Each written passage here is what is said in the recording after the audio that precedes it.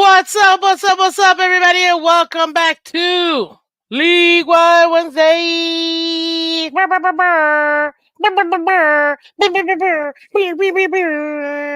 Welcome, guys. Appreciate y'all coming through on League Wide Wednesdays. Tonight, we have special guest, Shake Money and Crypto from the Phins Togi. But as always, you can find myself and my co-host, Mr. Color Commentary, every single every single lay here. So thank you so much for coming through, guys. Every Wednesday at 8 p.m. Myself and Mr. Color Commentary. What's up, Color? Welcome. Not much, Miss Phins. How's it going? everybody? Still alive. Still kicking. I was just in the chat and I popped across this channel and I was like, "What's this channel about? Anybody know? What do you got going Hit that on like here? button, guys. Yeah, what do you got going on here?" Well, we're going to talk about our weekly schedule reviews. We're going to give you our pick-ems. We're going to give you our impactful players like we always do. Plus, with our special guests, Shake Money and Crypto, ladies and gentlemen, we're going to do a little pick-off or a pick-ems I heard off. of them guys. Yeah, right over there on the Phins tailgate with El Capitan. More specifically, they are the Insomnia crew. You all might know them from Insomnia Late Nights. Oh. The Currency Connection. Oh. And what's the other one? The one he had today. What's it called? The Showdown? Today is the Smoke Lounge. And then, of course, the Drive Smoke Time Lounge. On There you go. Yeah. Check them out in the Smoke Lounge, ladies and gentlemen. So again, thank you everybody for showing up and coming through. Much appreciate all of you guys like we always do. And again, we are very happy and very excited to have you guys, obviously, with our newest host here that we have. What is going on, ladies and gentlemen? We still got some awesome stuff we're gonna go over, but let's go ahead and welcome to the stage. He's got the right idea. It's Crypto. What's going on, everybody? What's going on, Crypto? And we're gonna have Mr. Shake Money. What's up, Shake? Guys? How y'all doing? We're good. Still alive, still kicking. So excited to have you guys here. Thank you so much, guys, for coming through. Oh, for sure. Ooh. So we got the pick-ups, like always. We start out, gentlemen. We go over last week, and then we move on to our actual pick-ups. So we appreciate you guys coming through. But before we do, go ahead and give the people what they want. Go ahead, Shake Money. Where can we find you, sir? You can find me in the club. Hey. Oh, I was getting down, bro. No, but obviously on the Phins tailgate and Larry K. I can't wait for after the Super Bowl to kick off in the Blender Season 3. That's gonna be off the chain. But yeah. On Larry K, I do LG Shake, Larry Lucci G and Shake, and of course Happy Hour, and of course on the Phins tailgate we do Smoke Lounge, Drive Time Open Panel, and I saved the best for last, Insomnia with my brother from another mother, Crypto. Right there. All right. Can anybody hear me? This brother from another mother. Go ahead, Crypto. Hey, can anybody hear me? Yes, sir. We can hear you. Oh, okay. Yeah, I appreciate it being on today, Miss Phins. I will be finalizing my 10,000-mile journey across the country from coast to coast, from north to south, following the Dolphins on the road, and I will be in Los Angeles on Monday night for that game. That's dope. I will be on the ground yet again in hostile territory. Well, way to be there for us, sir. Way to be there. Shout out to everybody in the chat. See Huffle, we see you. Steve, Lazy Eyes, Mark Cardinal, Joe Riggs, one of our awesome members. Hello, it's a good day in America. Every day is always a good day in America, baby. Let's go. Calvin Lee, what they do? Well, we do League One Wednesday. Hey, what they do? That's a Miami greeting right there, if I've ever seen one. Yeah, absolutely. Good evening, y'all. Good evening, Adam. That's another one of our awesome members, and of course, shout out to the Phins Tailgate. Phins Tailgate. Big fan of Insomnia. There you go. Banana in the building. Let's go. Let me know when you're in the Bay Area. I'll buy you lunch, Crypto. There you go. See, you got a friend out there. All right. That's what I'm talking about. See, we bring people together over here. Yeah. Right now, I'm sitting at 91-47 in my pick'ems, 13-2 this past week. Ooh, that's really good, man. That's really good. Love it. Shake Money, where'd you go? I can't be the only one in the camera, so I need you in here, man. I think he's cheating, Miss Phins. No, I'm just eating some chocolate bar or whatever. Okay, that's fine. People can see you eating, I guess. I don't know. Anywho, so we got the results from last week. Ooh, what a rough game. But let's go through them real quick. You got the Texans, the Jets finally breaking that 5-game losing streak, beating the Texans. Yay. Cowboys, Falcons. Called that one, but that was a big win. You did actually call that one, and you got that win. Congratulations, sir. I am cheating color. That's funny. Cowboys, Falcons. Man, the Falcons definitely came back to beat the Cowboys. That's what I'm talking about. Cowboys are in a disarray. I don't know what they're going to do, man. I don't know whatsoever. We always skipped over the Dolphins game, and we leave that one for last. Raiders, Bengals looking into form. Did y'all see Mike Gesicki out there eating it up? Yes, I did. I had him on my anytime touchdowns. Thank you very much, Gesicki. Appreciate the. And you had him on your impact players too, bro. Did I? Wow. Yes, I wonder how I knew that. By the way, one thing I could say Mike Gesicki improved on is his gritty. It looks a little better. He doesn't look like he's constipated anymore. Because remember, now he's with that's like kind of funny. Because now he's with Chase, so now he knows how to do it. Before my man did not know how to do it. He didn't. But now that he does, you know what I mean? He's got his guy. We taking care of him. Now he's able to go ahead and do it and not have to worry about looking not his best. Let me just put it that way. You know, he has learned, and you saw it in this last one. He did it with what do you call it? He did it with Jamar Chase too. That's what made it better. Like, I feel like him, Jamar Chase, are really gelling, and I think it's exactly what the Bengals needed. They needed another weapon that was big for what do you call it, for Burrow. And they finally got one that looks great in the uniform, and it's also able to get them, some wins. Not that I'm being biased or nothing. So there you go. Let's continue. And we both picked the Bengals, so that's good. Chargers, Browns, 27. And 10. And I said it was going to be 24-17. Yeah, let's go. You picked the Browns. Yeah, no. Patriots losing in overtime to the Titans. See how callous she is? Like, you picked the Browns. No. Like, you have callousness of that, man. Like, you know what I mean? Why am I not supposed to rub it in your face and tell you? You're supposed to get behind. No, I'm just kidding. You're supposed to get behind Jameis, Florida boy, Winston. Yeah, no. Well, technically, he's from Alabama, so. Is he from Alabama? But yeah, but when you're from wherever you want to college. Well, doesn't that make him a 2-and-ear then? Yeah. Ugh. Don't say that. Don't say that out loud, please. Just kidding.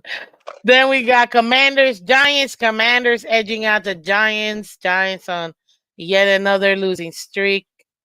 Didn't I call this one color? Oh, I am waiting. I am going to take my little lap around, and this is me. Wait. I'm gonna do what is that? The moonwalking. Right. This is me moonwalking on the fact that I told you the Panthers are gonna win that game. But somebody don't want to believe me. I told you. Wait, who's gonna win this, Vince? The Panthers. I picked the Panthers. He picked the Saints. I'm like, I don't know what. Wow. That was my upset special of the week. But I did tell everybody. I did tell everybody to take the Panthers on the spread, though. That you did do. And it's funny enough, I had it as a 1-point margin too. I had it 17-16, ended up being 22-23. So I had the 1-point margin as well. I just didn't give him enough points. And by the way, with the Saints, the last very good special teams coach we ever had, Dan Rizzi, is now the interim coach for the Saints.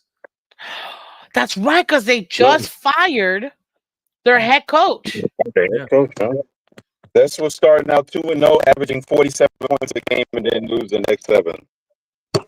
So, I don't know. Hey, listen, this is what I'm hoping. They're gonna give him a shot, right? If he doesn't get hired, I hope he comes back to the Dolphins as a special teams coach. You think he would though? Would he take it? That's really the question. No, that's why do you think I prefaced with I'm hoping? And actually, no, Aaron, this host will just bounce you for mucking up the chat altogether. Is the host going to scream at me and call me stupid? What's up, Aaron Jones? Welcome. No, why would I ever do that? Because that's what we do on the Phins tailgate. Oh, this is a safe haven. So I said, everybody. I said, no, Miss Phins is more likely to bounce you for mucking up the chat by asking stuff like that. Yeah. This is a safe space, but just remember to keep it clean. You know what I mean? We're PG-13 on League Wide Wednesdays. We'll allow it. But other than that, this is a family friendly. We're gonna have fun, and you never know what's gonna happen on League Wide Wednesdays. You said it's rated X or rated what ratings was that? PG-13, bro. He just went straight to X. He didn't even go to like R. He went straight to X. Wow. Crypto, bro. Like, can't. Oh my God, the Ravens are looking like my pick for the Super Bowl. Look like it's hidden because at this point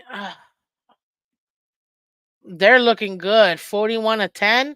And didn't I hear? I heard somebody say earlier that it looks like he might be on his way of getting another MVP. Like that's literally where they got him right now. I mean, he's literally their only offense there. Not true. They have Derrick Henry. What you talking about? And who hands the ball off to Derrick Henry? That's about it. That's where it ends. I guess, but anywho, Ravens won. We both picked the Ravens. Then you got Jaguars, Eagles. Eagles edging. I don't know how they just edged out. The Jaguars went. To me, they should have blown them out. But at the end of the day, I will say this though, and I had to highlight it.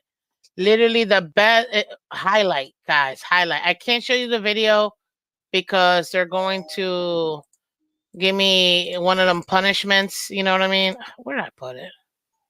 Damn, where did I put it? Sorry, guys. I had it somewhere. I guess I didn't have it somewhere. Nope. Never mind. But he did something no other human had ever done before. A backwards. What was it? A backwards. Oh, I know what you're talking about. You know what I'm talking about? When he did the backwards. There it is. Spin jump. Yeah. Look at that. Hold on. Maybe they might not. Spinning and jumping at the same time. Yeah. I'm trying to stop it so they don't copyright me and whatever. Because I'm telling you, man, they're getting everybody. And by everybody, I mean me. But the NFL. Look at that. That is insane. The whole sideline went crazy, man. What's up, Billy? We see you. Welcome, Cat for Love. How you doing? Yeah, Tell him, Cat. absolutely crazy. Tell him, Cat. Absolutely crazy. This right here, I used to never do that done before. Kidding me? I'd do that before 9 o'clock every day. Yep, that is probably the play of the year. Outside of those two catches, do you know what goes overshadow? The same catch that Garrett Wilson made, Devontae Smith made the exact same catch in that same game. Did you say Devontae Parker? No. Devontae Smith, the exact same catch in the same game. Yeah. Yeah, you love messing with this man. That's crazy. But yeah, that was by the way, crazy. Miss Phins, I have some trivia for you. Hit me. All right. The last time we beat the Patriots at home and the last time we beat the Bills at home, you know what they all have in common? The sun? There was grass on the field. The sun? No, Devontae Parker was on the team. Stop it. Are you serious? Miss Yeah, Phins. Devontae Parker was on both teams. How about Sanders? Was the other team? Miss Phins, can you remind me who my impact running back of the week was? Brees Hall. Oh my God. Yeah, I gave him to you. Well, he touched the ball. He didn't score a touchdown. I mean, I should have picked Joe Mixon. Yeah. I picked Bucky Irving. Didn't pan out for me. Cardinals. Man, I by the way, I did really good last week. I only lost 1, 2, 3. 3. 3 on the Miss Phins pick thingies. Cardinals beat the Bears. Yep. Interesting. Lions beating the Packers. Not surprised at all. Powerhouse offense. Rams beating the Seahawks 26-20. By the way, the Lions totally unaffected by the terrible Green Bay weather, by the way. Keep that in mind. Yeah, because even though they play in the dome. Well, that's the special thing is that they have the most dome games this year. And people are like, well, so they've already proven it ain't going to matter. You know what I mean? That's what that just proved this week. It ain't going to matter that whether, if anybody thinks they're going to have some advantage because they ain't used to playing outdoors, well, they just went in some terrible Green Bay weather and got the job done pretty easily. There you go, ladies and gentlemen. There you go. Vikings, Colts, Vikings back in the winning column. Let's go. Bucks, Chiefs. At the end of the day, I saw a meme, guys, and tell me if you guys have seen this before. Oh, the Chiefs are about to lose. Refs unite. with the Hey, you got to give Baker Mayfield credit for making that the matchup that I was hoping it would be. Texas Tech versus Oklahoma in Kansas City, prime time. And Baker Mayfield, to his credit, with nobody to throw the ball to, made that a football game. He has every right to feel like he's on the same level, You know what? Although Baker didn't win his game, I'm going to give you Baker. He was your QB. I'll give you Baker, but I'm going to take away make it something, Miss Phins? Like if you're talking about impact player to make the game not boring, you know what I mean? Yeah. And competitive. I give you him. I give you him. He was pretty good. The only thing I'm lamenting is that he didn't get a chance to do the Conor McGregor walk off the field after beating them. That would have been priceless. That would have been good. I went 12-4. 2, 3, 4, 7, 8, 9, 10, 11, 12. 12 and 4. I think it's rigged.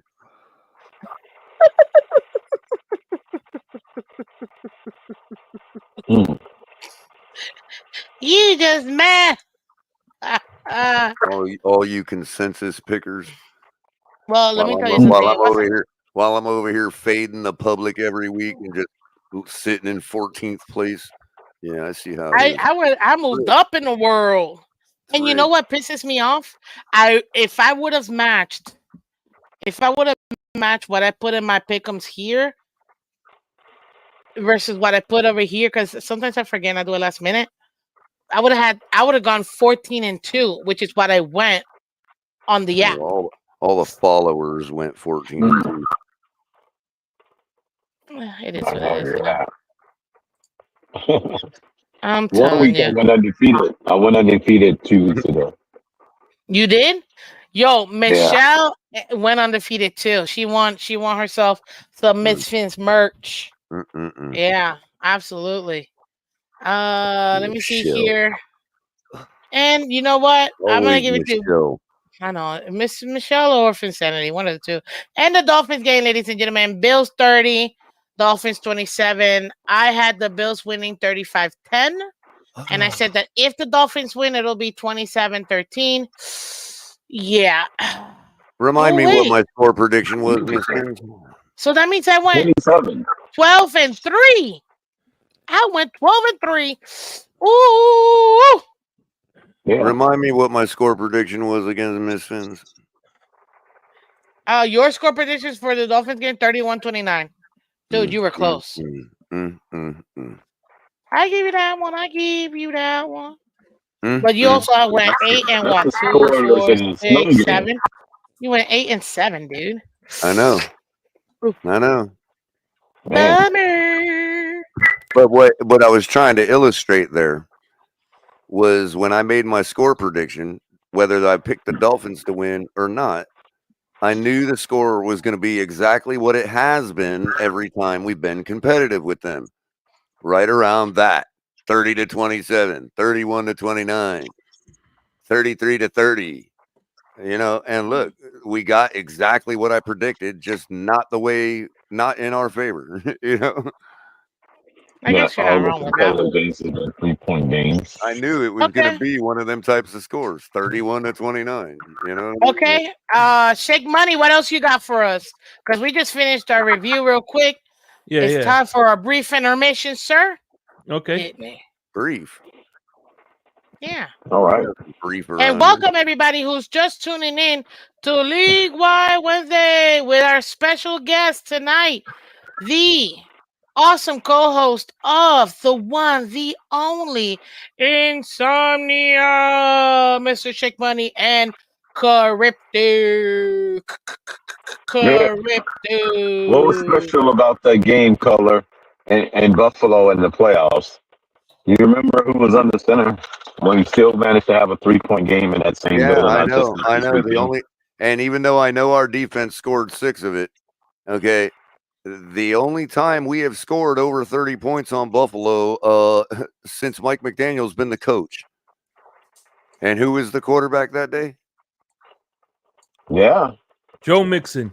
Interesting. Joe Mixon. Right on. That is such a color answer, Shake Money. I swear, man. That is such a color answer, man. I'm telling you. Okay, give us your intermission, sir. Give us your intermission. My intermission? What do I do? Yeah, you got questions for us. Come on, man. About what? We're about to do our pick'ems. Give us another trivia question. Oh, okay. Trivia question. Yep. It could be all NFL. It could be NFL. Yeah, it's a League Wide Wednesday, so the entire NFL is up for grabs. Okay. All right. Let me see. Joe Mixon. Joe Mixon. Here's one. Here's actually, it's not trivia, but more of a knowledge. Fun fact. Every team on the AFC retired their every team on the AFC East currently constructed had their best years with the quarterback wearing 12. Reached the pinnacle of their franchise with the quarterback with the quarterback wearing the number 12. Ooh, I like that. Okay. I like that. Wait. So let me do that. If that's a trivial statement, not trivia question. I got you. Okay. Yeah. It's a trivia question. Wait, so let me add to that real quick since we already have, you know what I'm saying? We have the trivia. Can anybody in the chat put in who are those 4 quarterbacks that he's mentioning? Yeah. Who are the four quarterbacks that wore the number 12? Sonny Ball. I said the But chat. each team that was at their prime. Sammy Ball. That would be the other. And while you guys are answering that, real quick, we're gonna talk about one of the trades that happened on the trade deadline. The Washington Redskins get Marshawn Lattimore and a 5th-round pick, but then they give the Saints a 3rd round, a 4th round, and a 6th round back to the Saints. That was a good trade. Big trade. That's a good trade for the Commanders. A good trade. AB, let's change. AB, let's change Tua's number to 12. You can't. Sonny Jurgensen. Yeah, because he's been retired twice. Yeah. Yeah. Thank you. Sea Devils got it. Boom, boom, boom. Brr, brr, brr, brr. Greasy, Namath, Brady, and Kelly. Bucky Dent. Yeah. All right. I like that. All right, here we go. Everybody's at the pinnacle of their career. Being that Brian Flores is the Minnesota Vikings defensive coordinator, the Minnesota Vikings also had 2 defensive coordinators. One is a Hall of Famer and one is going to be a Hall of Famer. Can you name those 2 coaches? Wait, say that one more time. The Minnesota Vikings have 2 coaches that were defensive coordinators. One is a Hall of Fame head coach, and one is on the trajectory to be a Hall of Fame head coach. Can you name those 2 head coaches? They were defensive coordinators for the Minnesota Vikings. Wade Phillips. I would say one of them is Brian Flores. Brian Flores. No, that's not him. I would say nope. You're wrong. No, I brought up Brian Flores as a reference, but he's not it. I mean, you're right on that, but he's not the coach I'm talking about. Oh, okay. Well, Denny Green. Because he was the head coach. You say he was the defensive coordinator for them? He was a defensive coordinator for the Vikings. Okay. Dennis Green was the head coach. Dean Pease. Yeah. Well, one of them I would say wasn't Herm Edwards the defensive coordinator for them? Not Herm Edwards. You're close. Tony Dungy. Leslie Frazier. Tony Dungy. Yeah, Tony Dungy is one of them. Tony Dungy, yes. And Leslie Frazier. Nope. Matt Millen.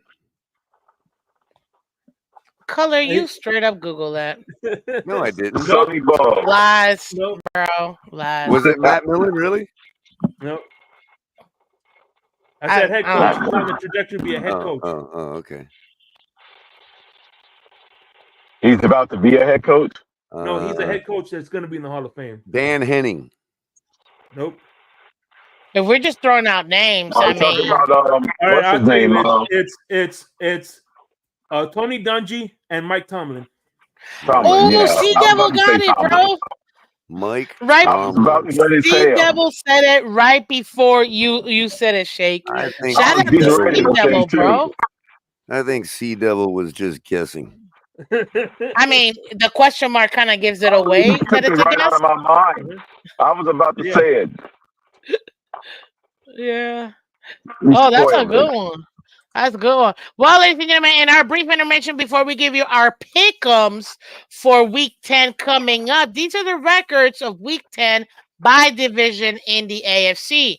We've got the AFC East at 14-21, AFC North at 18-17, AFC South at 14-21, and the AFC West at 20-14. Wow, we suck balls. I'm sorry. Wow, I know it's PG-13. That means the Kansas City Chiefs. That means the Kansas City Chiefs are literally the only reason any division in the AFC has a winning record. Hey, by the way, and here's another. No, the North too. Yeah, here's another fact. Oh, I'm sorry. I thought it said 16. Tom Brady is the only quarterback to beat all 32 teams. And if Derek Carr loses to the Raiders, he'll be the first quarterback to lose to all 32 teams. And do you know which quarterback lost to 31 teams? Do you know which quarterback has lost to 31 teams already in their career? Yeah, Derek Carr. Josh Allen. No, Derek Carr. Baker Mayfield. Baker Mayfield has lost to 31 teams. And so did Derek Carr. And so did Derek Carr. 31 teams. But he would be losing to 32. Yeah, but he would break it because he'd be losing to 32 versus 31. Yeah. So, but yeah, that is insane. Like, that's crazy. Yeah. Okay, I got another one for you guys. Lose to anybody. Who has the best record versus the AFC East? Like, who's the number one team all time in the AFC East when it comes to records as far as wins? As far as quarterbacks or teams? Teams. Miami Which Dolphins. one of the 4 teams? Miami Dolphins. Wait, hold on. The winningest record? Yeah, the most wins in the division overall. The Patriots. Oh, you're talking about okay. Either the Pats or the Dolphins division. Yeah, the Patriots. No, it's the Dolphins. The Dolphins. I was just trying to take a little time. I think I don't know my team. Yeah, we have the most wins. I think I don't know my team's record. Wins. Yeah. Okay, yeah. We have the highest winning percentage of all the teams in the AFC East historically. Yeah. The only one overall win percentage. Oh, and by the only reason why is because of the last 20 years. The overall win percentage, the Patriots edges out. Right. By like one win or something. Like 0.002. Something like insane. It's one win, Miss Phins. That's it. Overall, we're the 5th best, most winningest team of all time. Mm-hmm. The Dolphins are the 5th most winningest team. And we should actually even that record out. Like we should even that record out the next time we beat them. Yeah, because that would definitely give us the edge on that. But yeah, that'll make it even. That'll make it even. Well, did we play them already? You mean head to head? No, you're talking about against the other division opponent. Is this versus the other division opponent or head to head? Record. It's total winning record and winning percentage for the team. Like across the board against all teams. Right. And by the way, the Dolphins has the longest winning streak on the team, which is the Buffalo Bills for 20. Yeah, 20 straight wins. Mm-hmm. Then the Patriots are second with the Jets. They beat them like 17 times in a row. 17, yeah. Until the last time that the Jets, the Jets beat them. I think that everybody's beaten the Jets 20 times in a row, I think.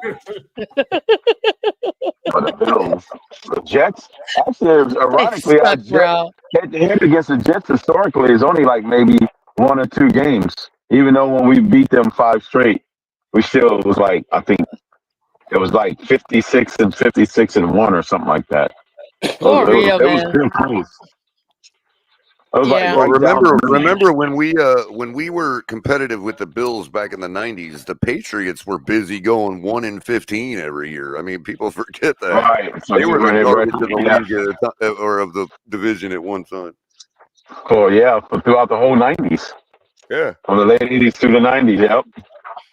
Yeah, that's what we were the most dominant team, period. It wasn't even a question. So that's why our win difference among everybody else in the division is so huge that even with the 20 years that the Patriots had beating us, we still have the best record versus Brady. That's why when he was asked by Peyton and by Eli, hey, what's the team that you hated going up against? He literally said the Miami Dolphins. He literally said the Miami Dolphins. I have my worst record versus the Dolphins. And that came straight out of his mouth. Yeah. He didn't like going against Jason Taylor. The two there's only 2 places he had a losing record. Miami and Denver. I can see why. Especially when Peyton moved to Denver too. Mm-hmm. So, but he had trouble. Yeah, ladies and gentlemen, the worst record versus the Dolphins. He hated playing against us, and you're right, Crypto. You got Jason Taylor, you got Zach Thomas coming, and this is when they were in their prime, and he was just starting out too. Oh yeah, he was on the Manning cast. He said the hardest defense he's ever had to play was the 2002 Dolphins. Yeah, it absolutely makes sense. Absolutely makes sense. So, and then I got another one for you guys. The Super Bowl odds, ladies and gentlemen, through 9 weeks. Why am I hitting you with all this? Because it's the middle of the season. We finally got through 9 weeks. So now we get to take a look at all this stuff. And right now, Kansas City, of course, have the best odds out of any team with plus 400. The Lions are at plus 450, but you can kind of take a look at which, all the teams and where they ranked here. Which team actually surprises you the most, like right now, as far as the Super Bowl odds? The Eagles. I can't see Really? it. Let me I make don't it think a that little they bit bigger. surprised me. There it is. I made it You bigger. kind of turned it around a little bit. You don't think the Eagles surprise you, or the Eagles do surprise you? No, I think honestly, I think everybody beyond those 4 that are under plus 1,000, everybody else should be plus 10,000 and the same. You think so? Oh yeah, I don't think. I think every one of those teams beyond those 4 could beat each other. I don't know about plus 10,000. Holy smokes! The Patriots are plus 100,000. Those 4 teams are the only one that every one of those other ones are scared of. That's true. If you think about it. Yeah, that I can't deny. Nobody's even scared of the Niners right now. Nobody's scared of Rams. Nobody's scared of the Bengals right now. The Steelers. You could argue the Steelers are one of the teams that all in the one game situation. Yeah, but I think the Steelers are the lose play the one low. time. If you put the Steelers where the Eagles are at and make it plus 1,000, that would be correct. I agree. One thing about the Philadelphia Eagles, they have Steelers ain't played a division opponent yet. When it comes to defense, they're ranked 7th in points allowed. Now, if only the Dolphins had a defensive coordinator like the ones they have in Philadelphia. I know, right? Yeah. Stop. Exactly. I just realized what you did That's say. what I was about to say, Shake. Bro, you totally had me. I'm out here Yeah. thinking like, man, he's making like a really good point. And then I realized, wait a minute. We did have him. You totally had me there, Shake, bro. Like, that's hilarious. That's great. I mean, it almost pisses you off with everything that we've had to deal with. You know what I mean? As long as our odds are better than Dallas, I'm happy. And by the way, the team under them, the sixth team with the least points is the Minnesota Vikings. Yeah. Really? Yeah. They've only allowed, I'm not surprised. 150. I'm not surprised. And Philadelphia has only allowed 155. Dude, that defense, that zero defense, people, this is whatever. We had him. We had him in the building. But to me, I have to agree with Culler. I think the Steelers are a little bit too low. Or maybe that's a good bet to take right now, especially mid-season. Right. Maybe that's the best odds you're going to get on the Steelers the rest of the season. Absolutely, because you have to think about it. Russell's cooking right now, and they still got a really good backup in Justin Fields. So, and their defense is room in the league. Who? As a combined, the quarterback room as a whole, collectively the best quarterback room. Right. But every game that goes by, especially every win, like if the Steelers lose, it'll stay the same. But if they win, that number, those odds are going to get better. Like Oh yeah. So it's like, or I should say, they're gonna fall to closer to zero. And so if you're a buy high type of person and you think the Steelers are going to go all the way, this is the highest you're going to get it at. So if I were to put, just so I can learn, $100 on the Steelers, what would that mean? Well, they're at plus 3,000 if I'm reading that correctly. Yep. So that is 30-1 odds, which means if you put $100 on it, you will win 30 times that amount. Right. So what's 30 times 100 plus your 100 back? We get 3,100? 2,900 profit. Right. No, you'd make 30 times 100 is what? 3,000. 3,000. So you'd make 3,000 plus your 100 back. Right. Oh, so that now it would be the best time to if you strongly believe. Yeah. Likewise, the $10 bet would get you 300. So which is still a good bet. This is not betting suggestions. This is for entertainment purposes. We are not licensed. I can find better things to bet on with 30-1 odds than the Steelers making it to the Super Bowl, or winning the Super Bowl. But and always gamble responsibly. Thank you. Like there is help out there. If you told me it was 30-1 for Gesicki to get an anytime touchdown, I would say that's more likely to happen than the Steelers winning the Super Bowl. I wonder how many yards he's got. I gotta look him up because I think my man's got like a lot. Don't think they'll give you them kind of favorable odds and lose money that way. Now, let's say if the Chiefs were plus 3,000 right now, they wouldn't be because everybody would bet on it and it would drive it down anyway. Yeah. So this is the power rankings. The last thing we're gonna do before we move to our pick'ems, ladies and gentlemen. Real quick. It looks like Kansas City, Lions, Bills, they kind of stay the same.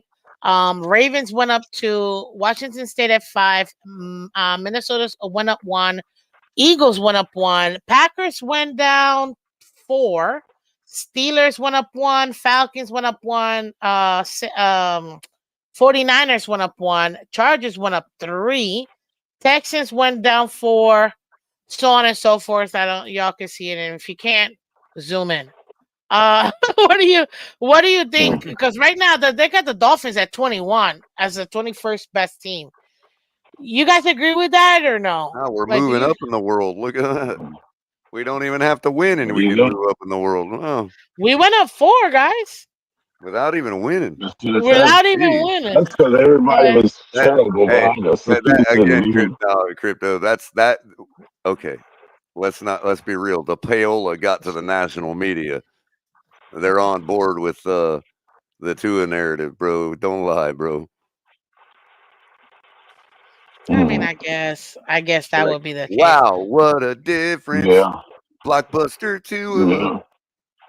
They was doing Indian dances at halftime of the Buffalo Bills game. So there you go. So we're doing Indian dances at halftime. Yeah, you can't be. Look, when you're talking about Tua, you cannot be burdened by what has been seen. You can only be optimistic about what is to come.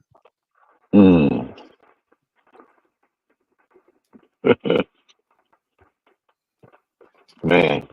I think the only team that I'm currently surprised is that the Steelers are 9th. I feel like they're still low. I think I would put them at 7. Again, I think the Eagles are way too high. I don't know why they're way too high. I know that they're still. It's that Saquon effect. He is just balling right now. He is, but it's not like that much. I mean, it can be though. With a team like theirs, it can be. No, they're not a badly constructed team. We're only a couple years removed from, them being really, really competitive. I guess. Okay. Super Bowl champions. They got our problem. They just can't win in the big moment. Oh man, yeah, it's frustrating. But let's get into it, ladies and gentlemen. Our pickups. Okay, Shake Money, you asked to be here. You wanted to smoke, sir. First of all, excuse you. Yes, ma'am. There you go. Thank you very much. I am a lady. I am speaking. Okay, I am speaking. Not in Star Trek. Not in Star Trek. There you go, that's fine. That's how you do it. In the Navy and Star Trek, you would be called a sir. Mm-hmm. Really? Oh yeah. I mean, I can't go their ranks are single gendered, so that nobody gets up. Everybody's a sir. Every officer. It don't matter if you're male or female. But you see, that's the military. I can understand that. You know, I mean, you can if a female officer preferred to be called ma'am, she can tell you that. But your protocol is to refer to her as sir until known otherwise. All right, cool. Crypto, you were in the Navy. You're a seaman. You're addressing the rank. Is that the truth? What I'm saying is you're right. You're addressing the person, the rank and the position, not necessarily the person. So by default, it's sir. But if the person wanted you to call them ma'am, then you certainly would have to because it's an order from an officer anyway. Got it. I just want our seaman to go ahead and confirm this. Can you, sir? No, it's sir or ma'am. Now. Right. But they wouldn't be like, "How dare you call me a sir?" Is what I'm saying. Got it. Okay. No, a lady officer would chew you out if you called her that. If you said sir to her. Well, if it was known, but what if it wasn't known though? Like if you weren't part of her. You learn that in boot camp. You wouldn't even make it out of boot camp with that. That's drilled in you from day one. You get off that bus. Oh, okay. So it's not before you get your hair cut. I got you. It's not standard. So that's relegated to idealistic customs. Yeah. Right. So that's relegated to idealistic Star Trek world. Is basically what you're saying, where they call all the captains sir. Right. Mm-hmm. Yeah. Okay. I mean, I'm not offended or anything like that. Now, Captain Janeway, preferred to be called Navy captain in the Navy is definitely going to be called man. Captain Janeway on Voyager. She's going to have one for you. Hold on, Crypto. Captain Janeway on Voyager preferred to be called ma'am. So she would correct the subordinate and be like, it's ma'am, but no big deal. You know what I mean? But you couldn't call her sir the second time. Mm-hmm. Because you knew better. Listen, right. When I approached Crypto, I said, hey, what do you think about going against League-Wide Wednesdays? Crypto says, listen, I don't care. Just give me the names and the coffin measurements so we could that's what we want. What the heck? Is this man for real? You right. Said the coffin? Yeah, the measurement. Measurements, Crypto. Yep. Really? Yeah, the measurement. I can't believe this man. Why am I on solo? What did I do wrong? Hey, listen, we the coffin measurements and measuring the drapes. We figured we give everybody a custom fitted coffin after we bury them. And by the way, if you thought color drove your show off the rails, you ain't seen nothing with two of my partners in here. I mean, oh man, we ain't never getting to the picks tonight. Sorry, hope y'all. No, we're gonna get to the picks. Trust me, we're gonna get to the picks. That's the reason why I went through the review and made sure to get that out the way because we need most of the time to do this other part. Hey, listen, you should see an Insomnia show live after midnight. It gets off the rails. It's definitely like ours. We never know what we're gonna talk about till it happens, and then all I know is I'm stuck on first or maybe second, and somebody's at home playing. Some guy in the outfield, right? Yeah. Exactly. That's exactly how it goes. But okay. So since you guys are you're our guest, go ahead, Shake. Take us home. Mm-hmm. You got Bengals Ravens right now, 8:15. That's a Thursday night football game. Baltimore is favored by 6. The over/under is 53.5, sir. Let me get my. Let me pull up my. Let Crypto go first because I want to pull up my my pick so we could do it together. Okay, go ahead. I'll go with the Ravens. I'll make it easy. Okay. I know Lamar didn't practice this week or did one once this week, so he should be back. He should be ready. Okay. I think they'll be good. I know the Ravens want revenge. I mean, Bengals want revenge from that shootout, but it should be a good one though. Okay. Shake, you ready? Yeah, I'm gonna go with the Ravens as well. Okay. Why? Well, it's at home, and the Bengals. I don't know. They're sometimes show me. They're hot and cold right now. they have no continuity on offense, and their tight end is way overrated. Excuse me, what you say? I said Bengals tight end is way overrated. Yes. Thank you so much, guys, for I guess we're having some technical difficulties with Shake Money. I don't know what happened. One way to get yourself out of here.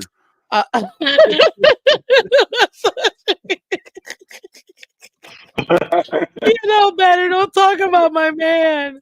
Go ahead, Culler. Who you got? I'm trying to figure out who was that tight end Shake's talking about. I don't know Mike who that guy is is. Who's that sexy, guy? okay? Miss Who Phins. is that guy? I've never heard of him. Hit the button, Miss Phins. Yep. Well, ladies and gentlemen, it looks like we're having some connection difficulties for our guests. Maybe they might want to. I can't. I'm just trying to figure out. You put crypto back. I think you might be the first one to ever successfully get away with it. Oh man, it's too funny. I just couldn't. Well, gentlemen, we do points too. So what happened is like put crypto back. Man, it's you war. guys told us who you picked, which is the Ravens. But now you got to give us what do you think the score is going to be? Because again, the plus or minus is 53.5.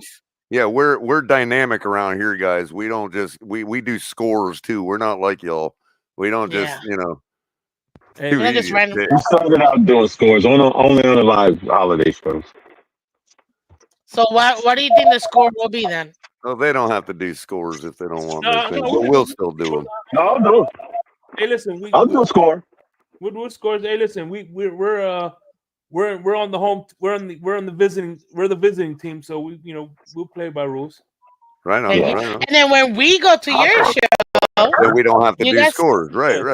Yeah, there you go. That'll be a cinch for me and you, Miss Phins. Oh, don't worry. You and I are still doing scores because I'm kicking your booty in his pick'em, sir. But I would say give me Bengal Ravens. It's gonna be a close one. 35-28. Okay. And Crypto? I'm going to go 41-24. And Mike Gesicki is going to do another ugly gritty. Beautiful. So he's just 2 or 3. That means he scored a touchdown. Let's go. So I was gonna make this my upset of the week because it's Thursday and anything can happen on Thursday. But like Shake said, the Bengals are one of those sometimes teams, and sometimes teams lose on Thursday night. That's just what they do. And not only that, but I really don't think the Bengals can actually compete with the Ravens this year. I think that when both teams don't want to play on Thursday night, that's when a quarterback like Lamar Jackson all of a sudden rushes for 200 zillion yards. So I think that I'm going from was going to pick the Bengals in an upset to the Ravens are going to absolutely smash this team 52-10. And by the way, if you look at the Thursday night, the home team has a huge winning percentage over the visiting team on Thursday nights because of the travel and things like that. I think it's about high time that Lamar puts a hurting on one of those quote unquote better teams. If he makes this statement versus the Bengals, then the record for the most double-digit wins against playoff teams. Yeah, actually, like 10-0 or something like that in the regular season. It was a ridiculous record. That'd be really good. So I have the Ravens. I'm sorry, 35. No, you're good. I got the Ravens 35-28. I think the Ravens will win, but I don't think it's gonna be a blowout. I think it's gonna be a lot closer, and I am taking the over. The what? We got the same score. So. Oh. So I got it 35-31. Because ain't no way I'm picking a score. I'm making it different. All right. because I still think they're gonna be able to put up points. That's the thing. So, but that's just me. You were saying crypto. I had a little factoid about this game. An interesting fact about Lamar. I gave you the Monday night stat he had with the most consecutive touchdowns without an interception. He has the record out of all of the quarterbacks that's currently playing at 18 in prime time. But there's another interesting fact about that so-called running back that plays quarterback. That's a passing stat that blows everybody out. Here's the most five, also tied the most 5 touchdown games at quarterback position. And with his perfect QBR rating, since everybody was kind of enamored about an efficiency game by the guy we had on the center. Meanwhile, the guy Lamar Jackson was putting up another perfect game, a QBR perfect game last week. So now he is the all-time leader of all the quarterbacks playing with the most perfect games in a season. There you go. How about that? Shattering all norms and all That's why I like crypto. Constantly, all of the cliches and all of the tropes. He's just quietly going by his business on his way to a third MVP while shattering quarterback statistics. There you go. Another perfect game. Another Whoa! Lamar. And if he is doing that, bro, with Derrick Henry, and shout out to G, one of our awesome members and supporters of the channel. Thank you, G. With King Henry being on a warpath to prove that he was the Tennessee Titans, this is What a I picked 1-2 them punch. to be. I It know makes him I almost picked them unguardable. to represent the AFC, so that means I picked them to beat the Kansas City Chiefs. And to me, you cannot deny in that case Lamar's MVP, which is funny.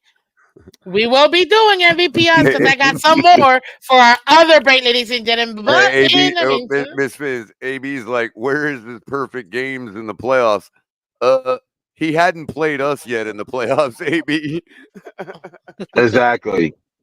Well, I'll tell you this, guys. Thank you so much, guys, for coming through and League Wide Wednesday with our special guest, Shake Money and Crypto. Because he hadn't played us yet. There you go. Let's move on. We got the Giants Panthers. What a snoozer. Battle of the bottoms. I actually have the Panthers winning this game. I don't trust the Giants right now. It's a horrible game. I don't even want to pick this game, but I do think just cancel these games and let them sit there on the couch and play Madden and decide the winner. Or the two head coaches should thumb wrestle. Right. Or maybe the two head coaches should just run a Madden simulation and call the plays. Oh my God! That would be nice for the head coaches to do that. It would be more entertaining to the fans. I would love to see the two Brian Daboll and the Panthers head coach in an MMA setting. I think that'd be or instead of the coaches play, how about instead of the coaches playing Madden, how about you run a sweepstakes and you pick one fan from each team and let them call the plays that day? And they don't even need to know what place is what. Just put, passing plays. As if they're playing real Madden on the football field. You know what I mean? Give them a chance to prove. That would be sick. Well, I'm not going to lie. Give them a chance to prove to all the Madden haters that the Madden guys really do know what they're talking about. You know? Man, I'll tell you this. That would be so much more fun. Because if you think about it, these games just hurt. Very rarely are they actually really good games, and you're like, "Damn, this is actually a really good game." Nope. It's two teams that you're like, you just can't. You know what I mean? You just can't at this point. But I got the Panthers, and I'm picking them right now. I think this is gonna be a low-scoring game, but it's still gonna be points put. I put it at 24, 17 Panthers. All right. Who's next? I'm just going to stick with consensus here and pick the Giants. I've got to make a comeback somehow. I don't buy the Panthers against the Giants. I think the Giants are desperate to make themselves look halfway like a comparable, like a NFL football team. So, and by the way, like last week, Daniel Jones is mad. Ooh. Ooh. I should be picking Big Blue, but I think this is my upset of the week. Giants are favored by 6.5 points. The over under is 40.5 points. I should not be picking the Panthers, but I am. I will be taking Malik Neighbors on an anytime touchdown again this week. Oh, and this is the Munich game. This is the, ladies and gentlemen, this is the 9:30 a.m. game because this is a Germany game. So, oof, sucks trying to watch. What's your score again? It's in München. Yeah, what's your score again? I'm taking the Giants 23-15.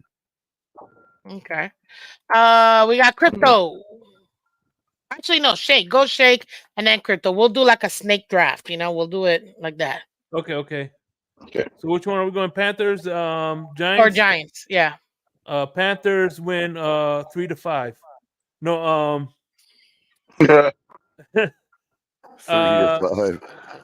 I would say Panthers win. Oh snap. 17-10. 17-10, okay. Ooh, that's grueling for all those people that pay thousands of dollars to be that game. Thank you so much, Phins. And ladies and gentlemen, go over there to his show because I, Miss Phins, will be coming up next week or week after. I gotta check my schedule. But I will be in one of his shows. So that's gonna be a lot of fun. But definitely go check out. Let's subscribe to Phins Faithful Podcast. Doing awesome work over there for sure. And I appreciate the love, man. Thank you so much for coming through. And then Crypto, last but not least in this sneak peek. What you got? All right. I'm gonna say the Panthers keep up their minimum that they started. And I say Bryce Young gets player of the week. 5 touchdowns, 35-30. Why are you on your color stuff right now? That just is such a color take, bro. 5 freaking touchdowns. Because he heard me just going with the sensible consensus pick of picking the Giants. So he's like, this is my move right here. This is my spot. You can't make this up. Okay. Give me a real score, man. What's his score? If I would have picked the Panthers, Crypto would have been like, this is the week that Daniel Jones finally proves that he's got running skills. And he 3 in the air, 2 on the ground. That's Crypto. I picked them both to score 30 points. What do you mean? I said they both going off. Right. So 30-30? I would be picking Daniel Jones to have a big game, too. He's just going to lose. I think that's still the Panthers. So my Malik Neighbors anytime touchdown is still good, Crypto? Is that what you're saying? Yeah, Neighbors is a good pick for the anytime touchdown. Yeah, I think that's a good pick. So I put you down for 31-30 Panthers. Yeah. Is that what you're going with? Okay, perfect. Next game. You're too much. Hit that like button, guys, on your way in. Appreciate everybody watching for Twitter, Twitch. Appreciate it. This is League-Wide Wednesdays, ladies and gentlemen, where you catch myself and my co-host, Mr. Culler Commentary. But tonight, we got a great panel with our special guest, Mr. Shake Money and Corretto from the Phins Tailgate. We even give you crowd noise and everything. By the way, that might be my lock this week. Malik Neighbors, anytime touchdown. That might be my lock this week. Yeah, that's actually probably good. For the y'all that rely on Color's bad luck to make your bets. Okay. There you go. So, Crypto, you were last. You first, sir. Crypto, we got Patriots, Bears. Chicago is favored by 6.5 points. The over-under is 38.5. This is the 1 o'clock Fox game. It's Bears are 4-4. Patriots. It's the old 1985 Super Bowl matchup, right? Rematch right here.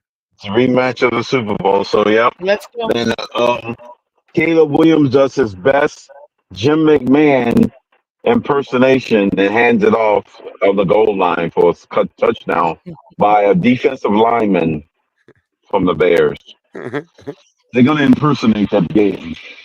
You know, I'm not even surprised that he even said that. Like, that is. You know what's funny about this game? Like, can you imagine? Like, can you imagine that? Like, seeing that right there, Patriots Bears as the marquee headline for the Super Bowl this year. That We would would be be like, that is the most boring Super Bowl I've ever seen in my life. But in 1985, that's one of the biggest Super Bowls that ever happened right there, man. facts. The refrigerator gets his revenge. Walter Payton is Okay. mad. He didn't get that touchdown. Okay, so we're gonna get the Bears. Is that what I'm hearing? You're taking the Bears? They were doing Yeah, commercials, like the Bears were doing commercials with Jim McMahon and all that. That was the big time Yeah, there I'm taking right the there. Bears. Okay. What's your score, sir? What you think? I'm going to say 27 to 22. Okay, you're taking the over. Awesome. Shake Yeah. Money, you're up next, sir. Give me 24-7. 24-7. Okay. But who do you have? Who's your team? Oh, the Bears, yeah. The Bears too? Okay. Mr. Color, come. I'm gonna go with. Oh wow, it's that big, huh? The disparity. I'm gonna go with the Bursts. Not because they want to win, but not because they want to win, but just because the Patriots want to win less. And I'm gonna go 24-20. Bursts. Okay. Burst. 24-20. The Weasels, the giant The Weasels. Weasels. And I got the Bears too. To your point, the Patriots are literally number one pick right now in the tankathon, ladies and gentlemen. Why would you They made it put to that? number one? Yeah, they got the number one pick right now. So why would you try to jeopardize the number one overall pick where you know that even if you don't go even if you don't, you want to move out of the number one, you easily can get 3 firsts for this pick, especially with the quarterbacks that are going to be talking about and Travis Hunter. So you're looking at this first pick is essentially 3 firsts if they decide to move down. But would you want to do that with your division opponent though? No, I would never do that with the division opponent, exactly. bro. So we're never going to get the number one spot. We could give them 500 picks, and they're not going to give us that number one spot. I didn't say Dolphins were going to be the ones getting that opportunity. I'm just saying if we were to be after that, the Patriots are not the ones we want to be dealing with. That is true, but I just don't think that they really are trying that hard. You see what they're going on with the quarterback, so it's not really that much. Okay. I understand, but it don't matter if they want the quarterback we want. It matters that we want it. So, and we want the top spot to get it. So they don't care if we know they're not going to draft a quarterback. They'll just go to the people that are. You know what I mean? They don't give them more picks for that spot. Yeah, it won't be from us. Pick a quarterback. Sure. It's that they have no incentive to pick us instead of somebody else to trade with. Why would you want to be the Bills? Like idiots, always giving Kansas City for nothing the picks that they should be taking, and then they end up getting a perfect player for their team, and then they wonder why the Bills are always losing to the Chiefs. Man, I'm telling you. And with that being said, the next game is Bills Colts. I'm taking the Bills. I don't see the Colts making anything happen. Bills are favored from away. This is in Indianapolis.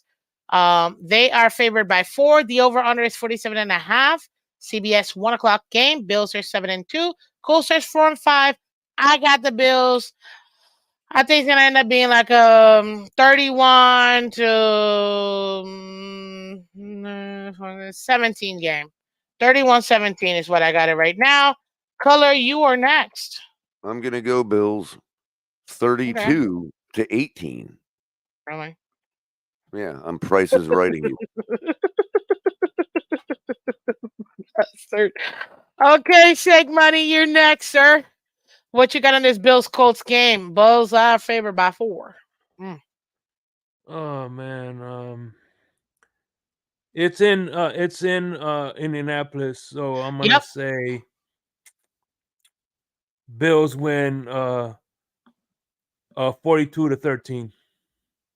42-13? Damn, like A wipeout. There you go. am I the only one that has Shake looking like he's like one of those dons about to make make you an offer you can't resist? I don't know. Am I not the only one? That's exactly. We might have to That's find out about this guy. What do we really know about this guy? I don't know, but this is what I'm feeling. Yeah. I even got the pinky ring. See? Look at oh my god! Wait. Let me put you in a show us the pinky ring, bro. Hey, Louis. Kiss the ring. He's got the ring, ladies and gentlemen. Love it. Hey, Shake. It's your cousin Vinny. We need to talk about that hit.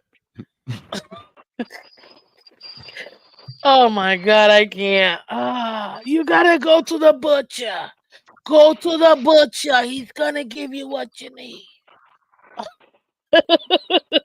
When did we all become Italian? For real? Hey, Shake, you ever see that? I met Color through my cousin Vito. Hey, Shake, you ever see that? Love it. Shake, you ever see that Saturday Night Live bit with Joe Pesci where he went into the jewelry store and he started trying on different rings and he was going to the mirror, putting on the ring and acting like without any words, he was acting like he was in different mob moments. You know what I mean? Like putting his hands in different positions, like, like pointing at a guy and, throwing his hands up and all kinds of stuff, looking what it would look like if he was doing all his mob business with the ring on. The pinky ring. But yeah. Exactly. That's what he kept doing at the mirror. He'd go get another ring and go back to the mirror and start doing all that again. Yeah, but usually when I do insomnia in the dark and with this little light on. Mm-hmm. No, it's an awesome light, dude. It's a light. I love it. Crypto, use the last one, sir, for this one. Who you got, Bills or Colts? I'll go ahead and take the chalk in this one and say Bills. And I will be more like I'll go conservative on the score, and I'll say more like 51-6. What the? No, I'm gonna do you like I do Color. Give me a realistic score, bro. How's that not realistic? Get the hell out of here! No 50. I said I was being conservative. 51-6. Get out of here. The Lions just gave somebody 52 to something, and they only passed for 98 yards. Right. I can't. What the heck? No, I'm done. No. Look at Oh, this is going to be so epic if the Bills win 9-6. This is going to be epic. That would be hilarious if they end up. The Jaguars, the Josh Allen game against the Jaguars a couple of years ago, 9-6, man. Or if they win 71-19. Bro, I can't. That would be ridiculous. Okay, we got the Hurricane score. Absolutely. Well, I'm thinking though, Crypto, if they were to one up the Dolphins 70-20 and win 71-19. Right, exactly. That's hilarious. Okay, ladies and gentlemen, intermission. We got another intermission. Shake Money, you're the trivia man. What you got for us? All right. Trivia, right? Trivia time. Yep, trivia time. Trivia. There we go. I'm trying to think of a trivia question. All right. Yeah, trivia, not trivial. Trivia. What's the difference? How many elephants measure up to the size of a rain cloud? 52. Oh, you.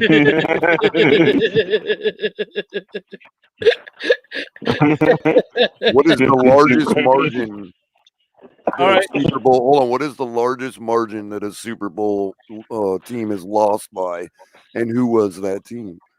All right. There's two teams that went 0-4. Was it Dallas and Buffalo? Wait. There are two teams in the NFL that are 0-4 in the Super Bowl. What are those two teams? Oh, that's too easy. That's too easy. Wait. Is that a real pause? Is that a real thing? That is a real thing. Wait, there are two different teams that are 0-4? That is a real thing. That is a real thing. I always thought it was Hold on, Ms. Vince. You are going to be elated. You are going to be elated when you hear who the other team is. No flipping way.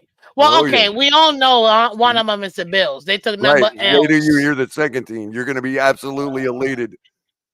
Ain't no way. Who could possibly be the other team? Well, let the chat tell you. Combined 0-8. They're 0-4. Hey. Wait. There we go.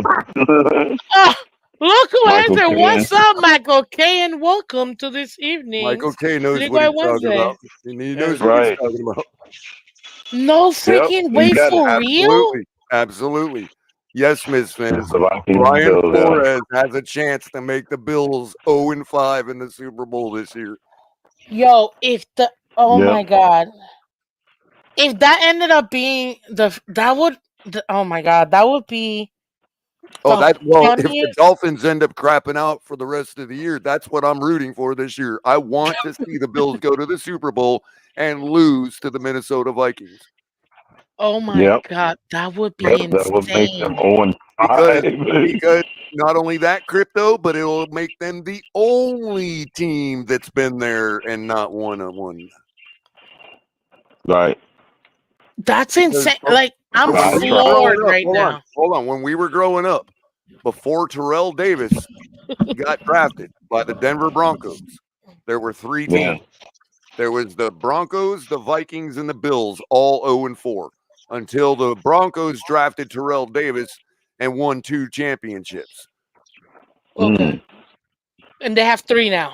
Now it's the Vikings and the Bills are the only 2 0-4 teams.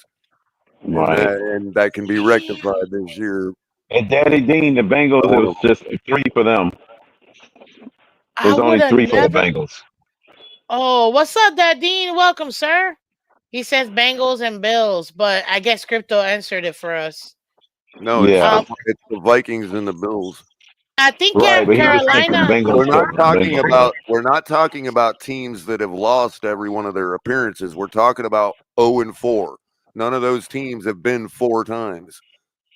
Right. Yeah. I think Carolina has only gone once with Cam, right? No, I thought they got in with Jake Delhomme, didn't they? No, yeah, they lost 2. They're on 2. Yeah. They lost to the Patriots. You're right. They lost to the Patriots and then to Denver. That Super Bowl 50 that I refused to watch after the first quarter. I was so pissed. I hate blowouts.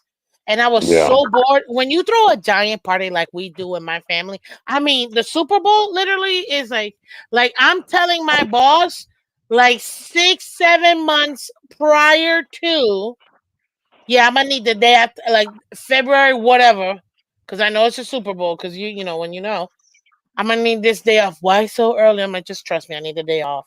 And we throw a huge party. When you throw a huge party, you got something coming, and then you end up having a blow up where everybody's looking around like this is boring as hell.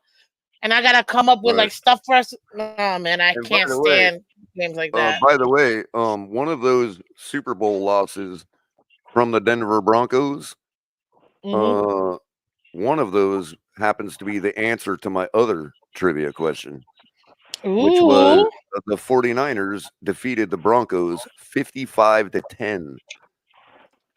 Yeah. But didn't the Broncos do the same thing? Record. That is the record disparity in the Super Bowl in history. All right, I have one more trivia question. Okay, How many go ahead. officials are there in an NFL game? What's that? How many officials are there in an NFL game? 13. Hold Nope. up. Wait. Everybody No, answer I'm before sorry. you I'm answer. sorry. There's Let me 8. try. There's Let me 8. try. Gotta be 6. Hold Gotta up. be 7 There's or 8. 6. I'm telling you, there's 8. 1, 2, 3. The right crypto had it 7. 7. No, but they Yeah, added. Yes, so, No, man. I was no, about to Shake. say. Shake. They Yeah, added. right. They added one official Okay. to the crew that's not on the field. Okay. I So figured it had to be But an he's odd part of the number. That's why I crew. went to 7. Wait. Yeah, it They has to be added an odd another one. number. There's an official that's part of the on-field crew that's not actually on the field. That is the 8th guy. They added Oh, it a couple years ago. the backup. Nobody's talking about no backup color. Yeah, that's Man, yeah. that's the emergency ref. In case one of them gets knocked out. Like, Yeah, get hey, Michael we K agrees with me. I'm pretty sure they changed it, that they added like this overlord official that's part of the team, and he like But- floats around. no, there's a backup ref. That is true, but there's a backup. They're not like actually like in the game. And now that also refereeing could or have been anything. something. That could have been something they were testing for 2 seasons that they stopped doing and Get didn't it, tell us they stopped doing it. You know what I mean? Well, That I'm could looking. be- I'll take Shake's word for it if he looked it up. You know what I mean? Yeah, I'm looking it up right now. Yeah, Daddy no, D I says, have a Shake, how you reason gonna not to take your word for it. You know? how you gonna ask a question and don't even know the answer, bro? No, I do. Hey, I'm reading it. I'm reading the thing right now. That's why I'm reading it now. I just joshing you, man. I just couldn't help myself. Listen, ladies and gentlemen, thank you so Now, much wait for a minute, coming though. through. Wait a This minute. is Wait a minute. awesome. Wait a minute, though, Miss Phins. Michael K said We have they don't count the didn't we replay. have at least 2 separate Star Trek episodes that determined that computer generated life is still life? So the drone, the camera that floats in the sky on the cables, that's an official. Okay, I can't. You see what I mean? You see, guys, what I gotta deal with every week? Like, this is what I It's gotta deal alive, with every Miss week. Phins. No, it's not Haven't you ever alive. seen Short Circuit? Of course. Johnny Johnny 5 is Five. alive, man. Johnny, I'm alive. What is it? Oh yeah. I know Johnny 5. I know Short Circuit. Trivia question. Do you remember who the actor was that played his friend? Yes, I do. Without Give me don't gotta look it up. I don't gotta look it up. Yo, my hands are right here, bro. This movie woman. I do remember the movie. I did watch it within the last 6 months. I'm waiting to see if chat gets it. Hold on, I'm not even gonna look at the chat. Because he played in the funniest comedy ever made. I'm so mad. Ali Sheedy was the counterpart, was the female in the movie. Oh my god, I'm so mad because I know him. Miss Phins, he's the lead character in the funniest comedy ever made. Joe Mixon. No, good guess. Wait, that's subjective as heck because the funniest comedy may not be like. Are you talking about naked? No. When you find out who I'm talking about, you're going to agree it's the funniest comedy ever made. Oh, but oh my god, and I know who it is. I can't. My brain is leaving me. Wait. Give me a different movie he's in though, not the funny one. I'm trying to, but I didn't want to give it. It'll blow it. Park the car. Park the car. Butt breath. No. You don't remember Police Academy? If you don't think Police Academy is the funniest movie ever made, Police Academy is one of I know who you're talking about the now. funniest movies. Oh, the freaking guy the guy from Police Academy. Dude. Yes. Michael K's got it. Yes, with the Jufro. Michael K's got it. Michael K's got it. And I had no idea, Michael K, that he was a Bills fan too. Isn't that interesting? Really? That's awesome. Steve Guttenberg. Yo, I love Short Circuit. Oh, what a great movie. And of course, Police Academy. I love the dude with the Michael Winslow. That's Michael Winslow. Yeah, but got this sound effects. Yeah, he was. I In love Phins. him. He was in Spaceballs too. He was the radar operator. Yes, I know. He is to me the greatest sound effects Oh genius yeah, of all time. he's There's great. nobody like him. Nobody. So Miss The Phins, man can do I everything. don't know if I don't know if you remember if I've ever mentioned to you or mentioned it in a live situation, but when I was younger, I busted my head open on a statue, right? That used to sit on our stairwell. Like we had a double, stairwell where it was like an L shape and it had two levels, right? So we had a statue sitting on the platform, the middle platform, and I busted my head open, had to go to the hospital and all that, and they put me in concussion protocol. Like my sister had to wake me up all night and ask me my address and all that kind of stuff, right? Anyway, and your head bleeds really bad. Like, so it was like gory looking, even though it wasn't like death or nothing. But anyway, I was like 7 years old. And the reason it happened is because I was imitating Michael Winslow from that movie. And I laid back to fall back on my on the ground, and I hit my head on that statue.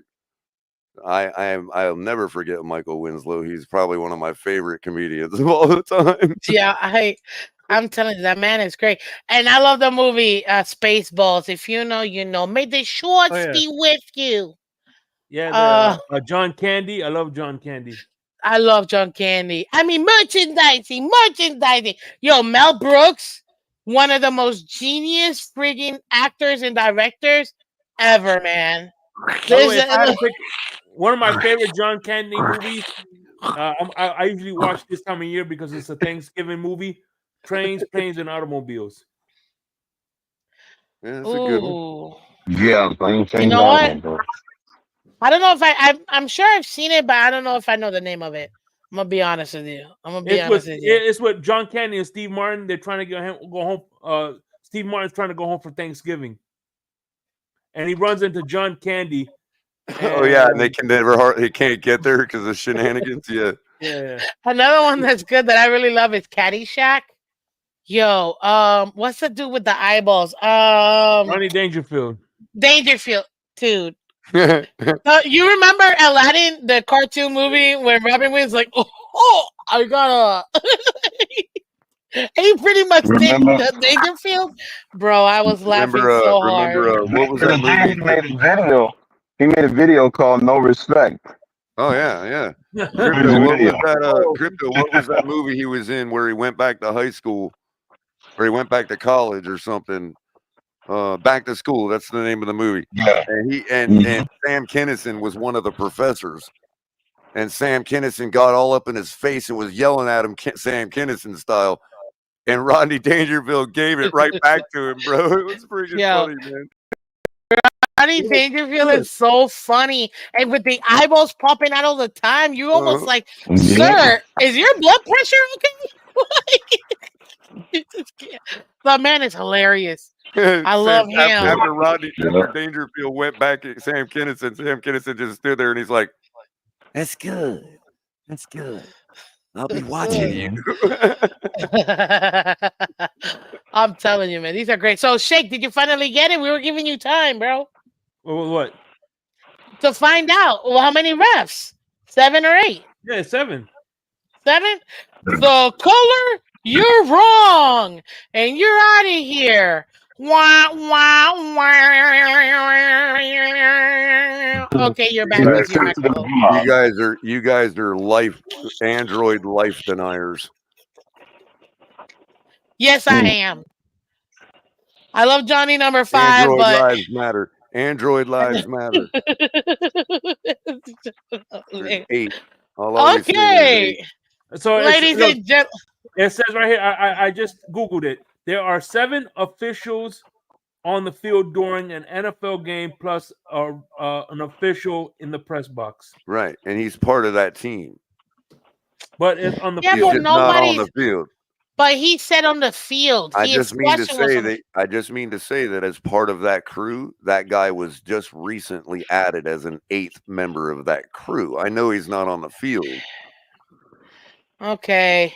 But he is an actual. What I need to say is, okay, per color commentary. I know it's very nuanced, but here's the difference. Okay, before that replay official was not a guy that had been on the field before. So, in other words, what they have done is they've added another guy to the field, but put that guy in the box so that there is a representation of that crew from the field on the in the box. Okay, so according to Michael K, what's up, Michael K? It's One of just our about awesome representation. members. It's just about representation. The crew is represented in the replay booth by that guy. There you go. It's So not some technically, league official. It's not some league bureaucrat. You know what I mean? fine color. Listen. That's all I meant. I gotta do what the people ask. Semantics, yes, Raphael said it, Miss Phins. Do President Trump color coming? Color, you're fired. I'm fired. You're fired, color. You're fired. No, you gotta do it like this. No, Miss Phins, you got to move your hands. Wait, but I did it. I did not do the hands, right? Hold on, let me bring it back. Hold on, wait, let me do this right. You can Right, fire like me this? all you want. Didn't I do it right? Did it? You got to move it side to side like an accordion. You can fire me all you like want. this. Okay. Play like an Okay, accordion, hold on. Color, you're fired. Yeah, there you go. Right, you got to move it like an accordion. There you go. Like you're playing an accordion. That's right, because I forgot. You got to do the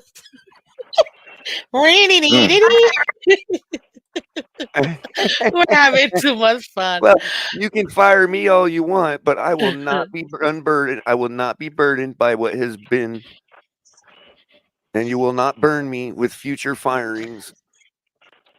Oh God! All right. Here's one more trivia question.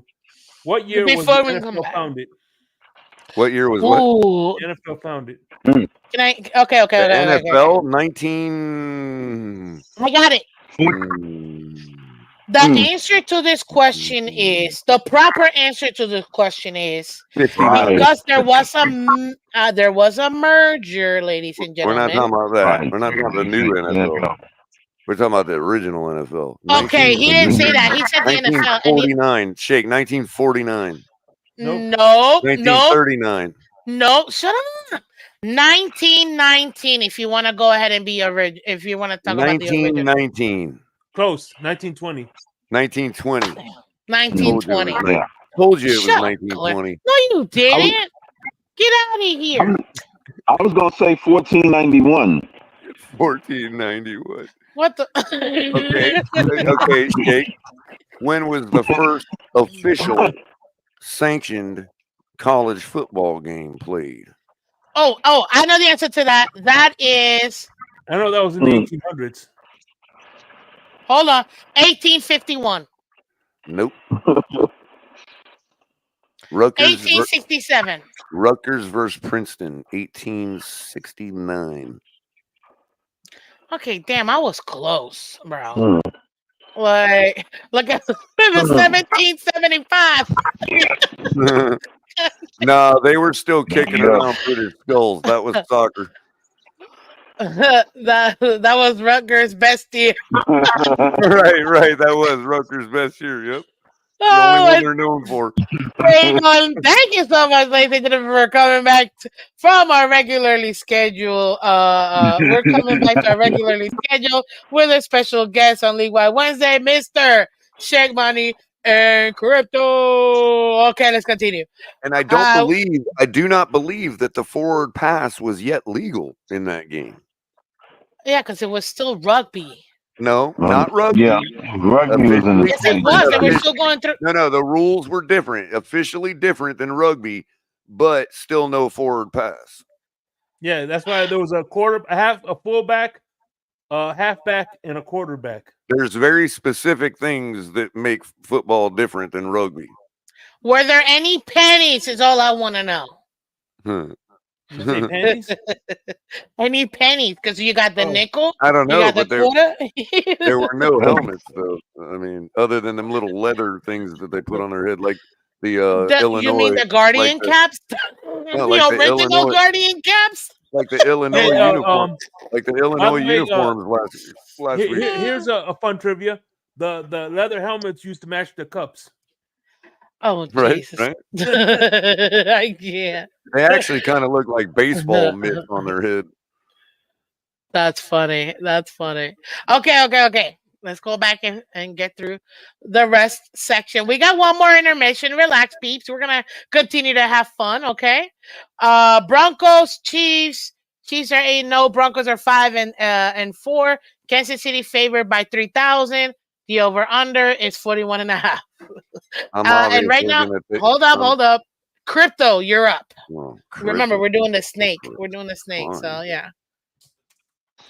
Go, Crypto. We're talking about the Broncos, Chiefs, Falcons, Saints. Yeah. You got two games up Broncos, there. Chiefs. Broncos, Chiefs. Okay, I'm going to go with the continuation of the Chiefs for this one. I'm going with the Chiefs, and I'll say the score will be 31-14. 31-14? Oh, that's good. Shake Money, who do you got? The Chiefs and Broncos. I'm going to say the 72 Dolphins are going to be breaking out their champagne, and Broncos win this one. Broncos win this one 34-21. 34-21. Ooh. That's a close game. Kind of. Go ahead, Color. You know what, Shake? But no. I'll take this back. They win it 17-14. Ain't no taking back around Miss Phins. It's fine. We allow one change. She uses handwritten notes, bro, with no erasers. I use pens, baby. I use fountain pens because it's extra hard to try to cover those puppies up. Okay, Color, who you got? I was gonna actually go with the chalk and say that the Chiefs were gonna win 71-19. But you know what? The Broncos are 5-4. And Shake just made me feel really positive about going with an underdog here. But it is in KC, not Denver. Yeah, but it's still a divisional game. A lot of people forget that. I'm going to go the Broncos bring the bottle openers, as Shake said, and they leave them in the locker room for the Kansas City Chiefs to use, and the Chiefs win 24-20. Thanks, bro. I like how you did that 24-20. Okay. And you going with the Chiefs. I had literally written Broncos too, bro. You got me there with that one. I got the Chiefs. I'm going 22-16. I think I don't think it's gonna be a blowout. Again, I think the Chiefs are saving themselves.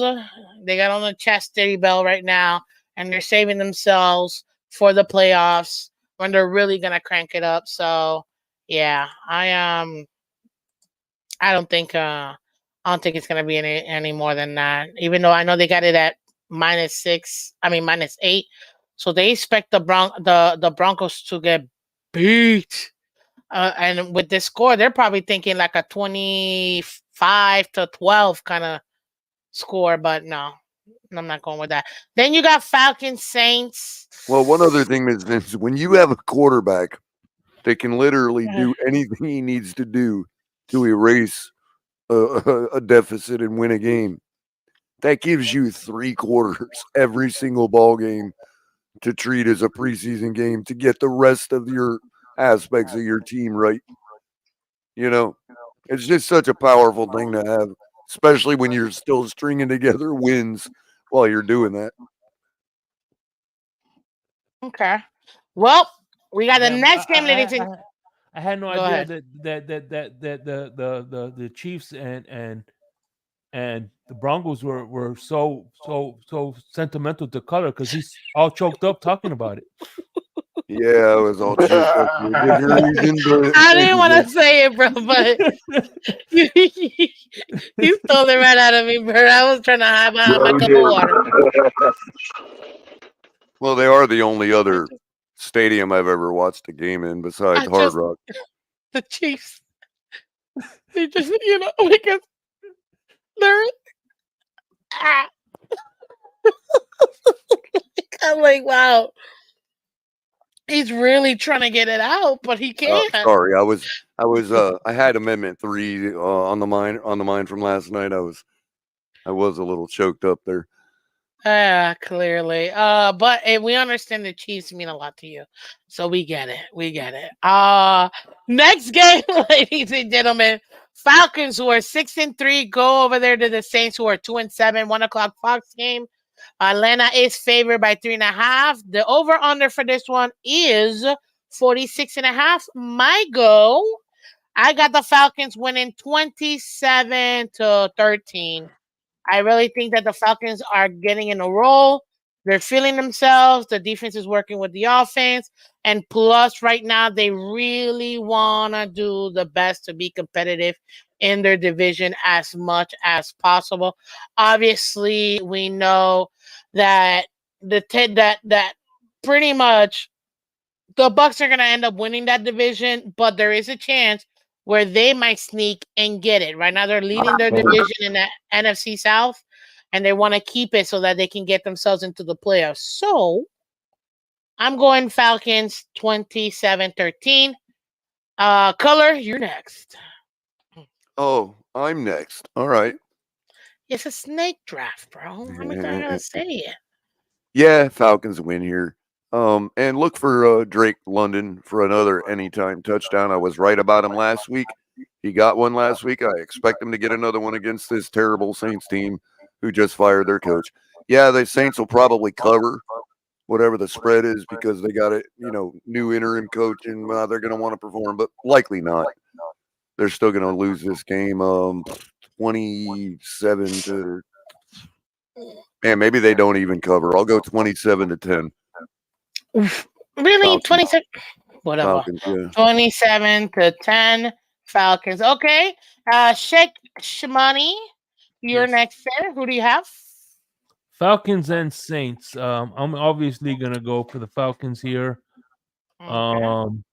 Hopefully my favorite tight end Kyle Pitts gets a touchdown. Hopefully he's gonna do something. I know. I want to say this one is my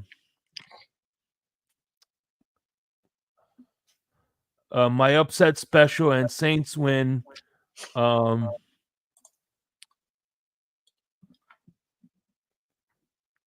Saints are going to win 28-14. You got the Saints for this one instead of the. One of the reasons I have the Saints winning is because usually the interim wins his first game. Usually, but did you not see what happened Jeff to the Saturday Jets? won his first game. Yeah, but not Olbrich over there with the Jets. But then again, it is the Jets. So. And it's it's a division game. It's a division game. Whatchamacallit has been there for a while. Dan Rizzi. So you know what? I can't even deny, dude. You're right. So it makes sense. It absolutely makes sense. Okay. So you got the Saints 28-14. Cryptocurrency, sir. Who do you have? We'll go with the Falcons on this one. To continue, remember, everybody, I said at the beginning of the season, Falcons are that surprise team like this year's Houston to make the playoffs and win the division. So they continue. They win this game 31-10. Okay. I like that. Yeah, I like that. And then they are kind of like the Vikings, though. Also, Crypto, and it's probably no small surprise that Kirk Cousins is their quarterback. Yeah. Right. Yeah, they playing exactly. It's no surprise. But I will tell you this: unlike when he was with the Vikings, he actually was able to overcome the whole primetime Kirk curse that he had. Yeah, that's true. That's true. So there's something different there. But also Look, I think when it comes to comparing for the Vikings, it's a matter of they're paying Sam Darnold a lot less money than they are Kirk Cousins, with the same sort of results so far out of the gate.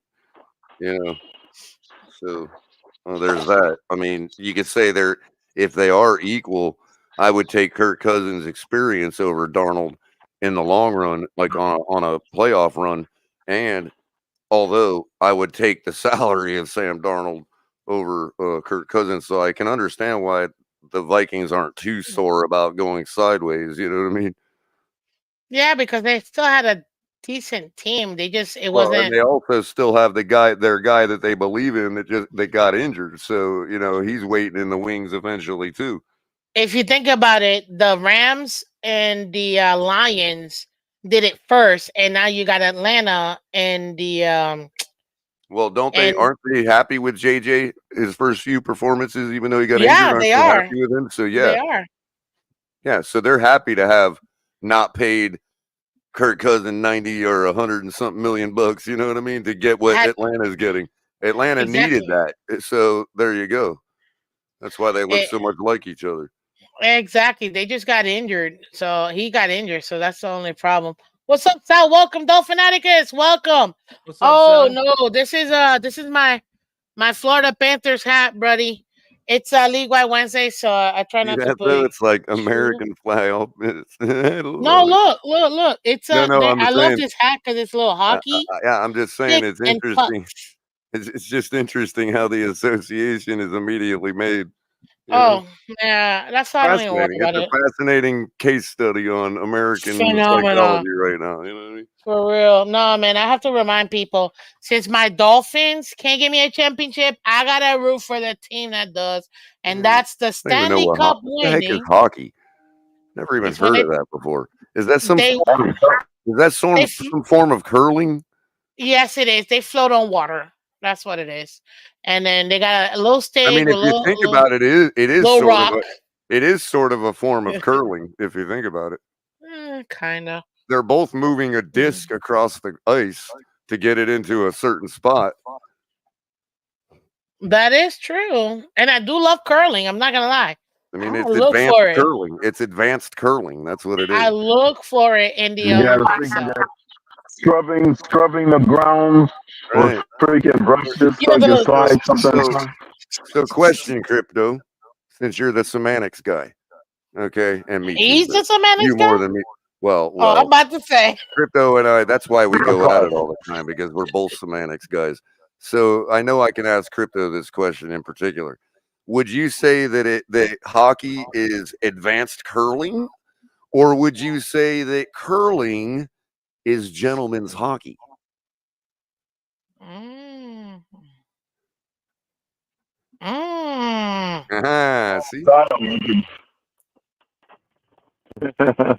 I think I might have just made Crypto's head implode. Probably. Both of them is used as a winter sport, Olympic sport. Look at this. Joe Rich says hockey is frozen soccer. Yeah. Curling is frozen shuffleboard. What up, baby? Okay. Foosball. It's frozen foosball. Yeah, that's a good one. Okay, next game, ladies and gentlemen. We've got 49ers at Buccaneers. Niners are 4-4. Bucks are 4-5. 1 o'clock Fox game. San Fran is favored by 6.5 points. The total over under is 50.5, ladies and gentlemen. Crypto, you're up. Give us your score. I feel bad for the 49ers. Oh, man. Go ahead, Crypto. This is probably going to be my upset special. I would say Buccaneers upset the Niners. 21-17. That's a good one. Damn. It's so good it went down the wrong bike. Crypto, I'm with you. You don't mind if I go next, Miss Phins? Because I got a parlay off of what Crypto said. Hold up. He said Bucks 20. What was it? 24 to what? 20. I'm gonna change my score. I'm gonna say 24-21. 24-21. Okay, got it. Yeah, I'm gonna say Shaking head, but yeah, Cooler, you can go. Okay, so yeah, Crypto, I totally agree. I don't even know why the Buccaneers are the underdog here. Much less, I don't know why the Buccaneers are 29% on consensus to 49ers 71%. Right. In other words, for y'all that use we over here at League Wide Wednesday use the ESPN Pigskin Pick'em platform, and they have consensus percentages of what the public picked. You know what I mean? So they have 29% of the people are picking the Buccaneers, and 71 picking the Niners. Yep. Were they not watching the game the other night? No. But Christian McCaffrey is set to come on Sunday and play. So what? I mean, that's still one weapon. I know he's a huge one. He can kind of be the only weapon, but the Buccaneers aren't known for letting one guy dictate the whole game. Otherwise, Patrick Mahomes would have destroyed them last week. Yeah, I think you're right. So, like, what? I mean, I get that maybe people are like a slight underdog, maybe, yeah, because it's the Niners, and if McCaffrey's coming back, I can see that. But this game is still in Florida. I mean, it's not like, I mean, for them to be underdogs at plus 250 on the money line is ridiculous for me. Total crap game, and I'm with Crypto. I'm going with the underdog here. This is my upset special of the week as well, Crypto. Okay. And I got the Bucks winning, and I do have Baker Mayfield walking off the field like Conor McGregor this week. Heck, so he's your QB. If it wasn't for McCaffrey, yeah, he's also going to be my QB. You're correct. I figured. I already put it. If it wasn't for McCaffrey coming back, I would say Baker Mayfield gets a 50 burger here. Ooh, not like that. I mean, I think they're going to get 30 points. The 49ers are not Steve Spagnuolo's defense. Bottom line. Yeah, that is true. Well, defensive coordinator. So his window is open. If the Niners didn't have a way to answer back, a la McCaffrey was hurt and all their other weapons were hurt and whatever else, then it could actually get ugly in the Buccaneers' favor. But I'll keep it close. 27-24 Buccaneers. Okay. 3 points too. 3 more points for each team. Yeah. Yeah, pretty much, clearly. Real quick, I want to answer Raphael. CMC is on IR, so his window open, and it looks like he's been practicing this week. And from what I read earlier, his head coach said that so far there are no setbacks. He's not feeling any pain. They just want to get him into like more playing mode, so that's why they've been practicing. So he may still be diminished enough to lose the game. Yeah, but he's a champion. He'll in his head, so he'll be ready to play enough to make a difference still. So pretty much, yeah. They think that he's set to play unless it's like a major setback. You should expect him to play on Sunday. Right. Now, if Shanahan does the whole Mike McDaniel pitch count thing, then he's going to make zero difference to the game. In which case, the Buccaneers could run away with it. Pretty much. Okay, Shake Money. Before I go ahead, man. What's your take? I agree. It's a West Coast, East Coast to West Coast trip. They are playing in Florida. And I think that Baker Mayfield is going to walk off like Roseanne Connor. San Francisco. Shut up, bro. I'm so mad at you. Well, maybe he'll sit there and laugh at a dinner table like she does. You know what I mean? The man literally said all greedily laughing. Bro, that crap is hilarious. That was hilarious, too.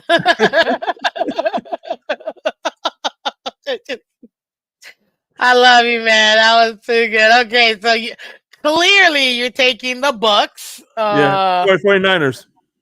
49ers are going to win 24-21. All right.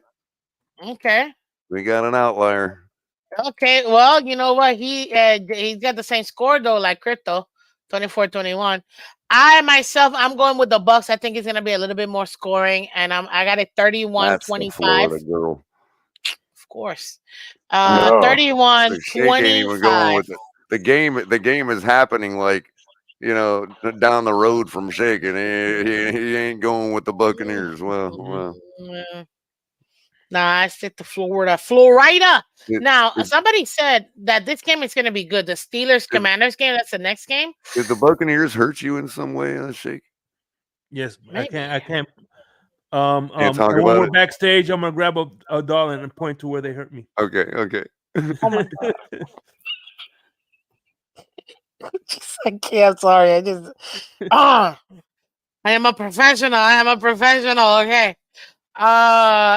Steelers will be going to the Commanders. Steelers right now is 6-2. Commanders is 7-2. 1:00 on CBS. Washington is favored by 2.5 points. Remember, they're at home, so they get at Ooh, least ooh, 3. this one's And a it is tough a one to pick. 45.5 point. This is practically a pick'ems, ladies and gentlemen. My Even though gosh, a lot of sure people are is. going, and You know there what, are a man? lot of people are going for the Commanders, but I I wasn't gotta gonna. start because I'm the last one. So Sure, push. sure. But just wanted to say that I didn't even have to look at the spread to know that was a pick 'em. Like just looking Yeah, at this yeah, game on the paper is like right yeah. there. It's already. But I'm gonna be honest with you. It's just another level. These two teams are insane, but I gotta give it to the experienced team That's a good over the matchup. unit. The other, that's gonna be the game to watch. Do Mhm. we play at one? Oh, damn, I'm gonna have to pull that game like a red zone Well, or it's the something. Commanders. That might be our other game on Fox, Hopefully I Miss get a chance Fins. to watch them. Miss Fins, that might be our Fox game if we're lucky. No, it's 1:00 on CBS, so Oh, it's is gonna it? be on CBS. Yeah, Yeah. Are regardless. we on? We're playing the Rams. Oh, we're on Monday night, so Yeah, we we're might Monday. get to see it. The rest with the win, man. Thank you. That's right. We're Monday night. Thank Yeah, God. And then I hope, please we get give to me see this every game game. if we want. Please give me this game. Oh, and I'm Miss so Fins, if you need me to put Red Zone on in one of the back stages, I'll give you a link. If I appreciate you. I got the Steelers. I think this is gonna be a high-powered, balls to the wall, high-powered game. I've got it 38-31 Steelers win. I think this is going to be based on the defense, although it should technically be a defensive game because both teams do have good defenses. I still say this is going to be run by the offense by both teams. I've got the Steelers 38-31 Steelers. Let's go. Color Mm. your next. So you're taking the over on the game. Smart move. I was Yes, going I to take am. that over on that 45 as well. Was That it is 45 way and a too half? low What is with it? those two. 45 and a half? Yep, 45.5 on these two teams. See, Who I one could of them is easily, averaging 40-some yeah, points, please. yeah, you could easily knock a couple points off that, lower your odds and stick it on a parlay with something. That's definitely a good over under That's an right there. over, yeah. But I would take the over even if you were betting it outright. I would still take the over at 45 and change or whatever. The question is, boy, them Commanders play good in that stadium, and they love that kid in there, man. You know what I They mean? do. And They play he for him. and he throws Hail Marys to win games. You know what I mean? Yeah, So it's like really, really tough to pick against the Commanders here. it is. Oh, what a game. That's going to be a really good one. That might be my game of the week right there, personally. Like the one I'm going to be sitting there looking at. Hopefully we got it on our. Hey, you Man, know I'm what, Miss hoping Spence? You so know what, bad. Miss Spence? The website is 506 or something sports. What 506 sports? No. I'm not. And I'm not talking about. I'm not talking about pirating or anything. I'm talking about where you can find the schedule, where the broadcast map. Oh, thank God, Yeah, it's called because you're about to get me 506sports.com. canceled, bro. No, I wouldn't do that to you. I wouldn't do that to you. Oh my November 10th. God. Here we go. November 10th, 2024, national broadcast. for my area. You sharing? I could pull it up if you're sharing. Oh well, if you want me to, give me a second. Go ahead. I don't know how small it'll be because it's kind of tiny writing, but I'll blow the screen up as much Blow as I it can. up, and then I'll put it up. Yeah, I'll pull it There up. you go. Well, I mean, as far as me on my browser Zoom, I've got some room too. Yeah. Well, I can make it. I can make it full page. So right. There you go. But even still, I'll zoom in a little. Yeah. Is that better? Yeah, that's better. Oh, perfect. Okay. So here you go. We're in the red right here. We're gonna have Pittsburgh at Washington. I love it. Look at that. We are. Yep.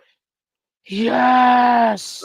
Shake. Yes. I don't know how low. See where the cutoff is there, Shake? I don't know if you're south or north of that. So you might get no game in that time slot.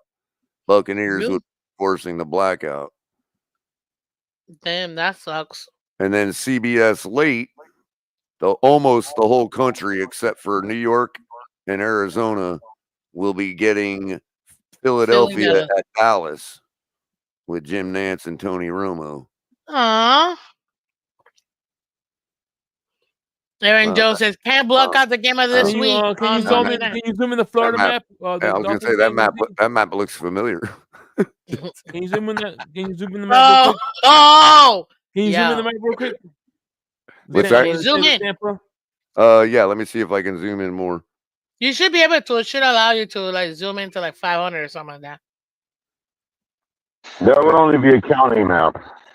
Is that enough, Jake? It didn't zoom in the map as much. It only zoomed up in the text. Yeah. I'm where the EM is. You're where the EM is, so you might get Pittsburgh and Washington. Okay. Are the Buccaneers games normally blacked out for you, Shake? They shouldn't be. No. It depends. Like for instance, if they're both on Fox, I'm stuck with the Buccaneers. But they're never blacked out for you. Falcons is on CBS. But the Buccaneers are never blacked out for you. No, not that. No. So you're probably going to look for Buccaneers games, so I can't. So you're not in the blackout zone. So you're likely going to get that Washington Pittsburgh game. Yep. Sorry, I was enjoying some. And if not, your rabbit ears are probably good enough to pick up something in there from a broadcast station in that zone. You know what I mean? Like I don't know who's south of you. No, I get Fort Myers TV.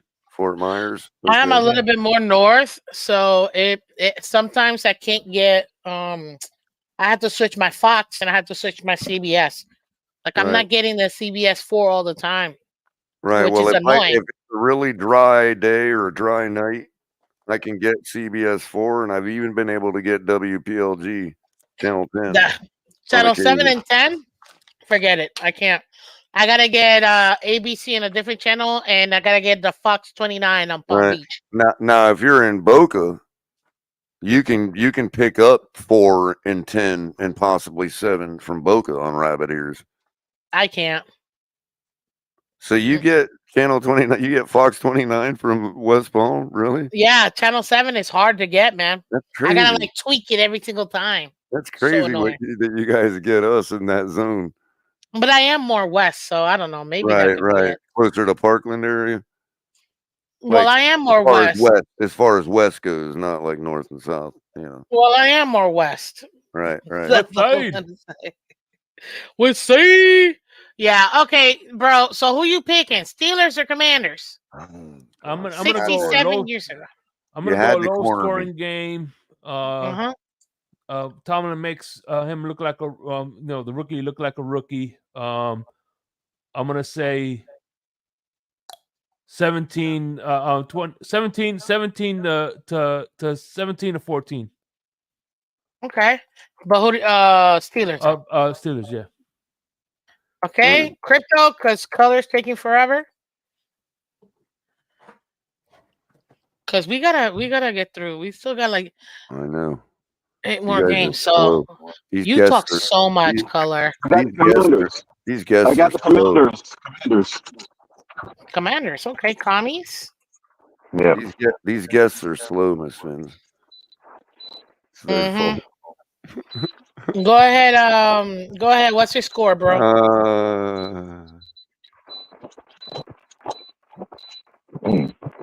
Sounds like Crypto's walking. Probably.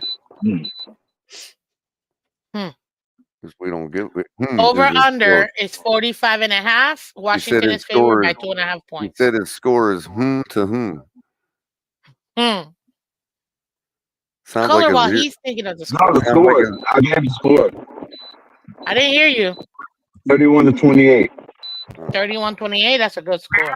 It sounded like 0-0. Color. God. Hurry up and pick. Dang. I'm going with the Steelers. I think the evil Mike Tomlin finds a way to beat them in their own stadium and put that kid back in his place for a second.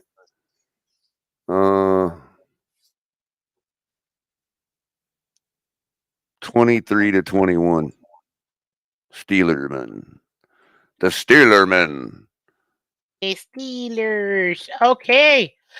Crypto, you're next. You've got the Vikings Jaguars. Vikings 37-34. You think the Jags are putting up 34 on that defense, bro?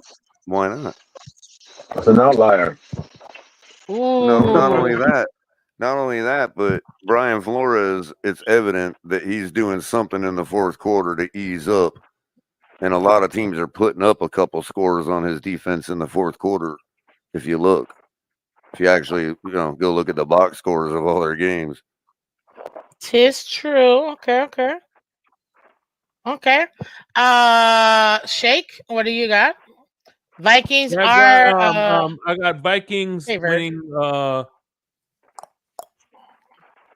34-10. Okay, color. All that stuff I just said to you, to Crypto and you. Forget I said it. Vikings win 71-19. I'm just kidding. Nope, I'm not. I was like, I'm not playing it. It's not gonna happen. Somebody's actually gonna get that score. I swear, man. Vikings should have been the Dolphins. Vikings win 28-24. It's like 28-0 the whole game until the fourth quarter. And then they'll get those back Prescott minutes, right? Those back Prescott scores at the end. Yeah, I got it a little bit different. I got it 23-16 Vikings. I think it's still. I think the Vikings are still gonna put points. I think the defense is gonna stop them, but to Color's point, I think they might maybe score like an extra kick or two in that last last quarter to bring it up to 16. But I still think the Vikings are gonna be able to put up points in this one, and I don't see the Jags being able to deal with that defense. So, and now the Vikings have to prove something similar to that the Lions do. Now they don't play in a dome, I don't think, but they're kind of in a comfy spot till it starts snowing and all that. You know what I mean? And can they come down to a place like Duval County? Well, can they come down to a place like Duval County that is either going to be hot? It's either going to be hot and humid. It's either going to be hot and humid, or it's going to be rainy or something. You know what I mean? As a matter of fact, we have been getting a little bit of like weather lately. Check the weather on that game. If you're smart. Yeah, what's up, Chef Chew in the building? I mean, look, as bad as the Jags are, this is interesting. As bad as the Jags are in comparison to, let's say, us, as we like to think, as we like to imagine, us Dolphin fans, the Jags have a 40.6% chance to win this game, according to ESPN Analytics. So it's not like it's that uneven a matchup.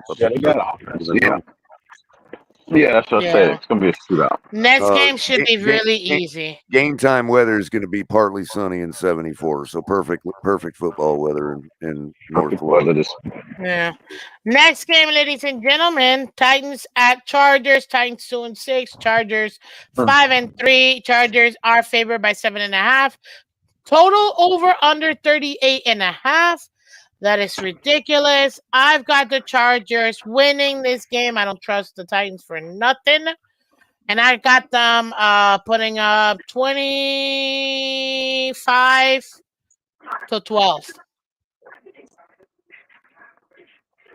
Culler, you're next. Chargers 400-3. Damn, you got mine's as close as mine was 400-10. Which means 40. which means 40. I hate all of you guys. I really hate all of you guys. Which means 40-3. I got 4-1-9. 4-1-9. 41-9. 4-0-1-9. Oh my God, y'all with the. Stop it! Tell me the truth. Titans Chargers. It'll be a slugfest. I want to say slugfest. The Chargers version of slugfest is more like 23-6. 23-6. Yeah. Okay, I got you down for 23-6. Shake Money and Color. What do you take? I of course I got the Chargers 28-17. Okay. And the Harbaugh game. I know you got the Chargers. What's your score? I don't know. I'll go like 38-12. Nobody has faith in the Titans. And just so you know, guys, Titans and in normal position, it would be an upset special. The Lions put up 50-some points on them with 98 yards passing. Well, how is that even? And Miss Phins thinks 400-3 is ridiculous. You know what I mean? Whatever, man. Okay. Jeez. Eagles at Cowboys. 6-2 Eagles, 3-5 Cowboys. 4:25 p.m. on CBS. Philly favored by 7. Total over under 43.5. I actually have the Cowboys for losing this game because I'm not insane. And they're gonna lose by double digits. I got them losing by 12. I got it 31-24.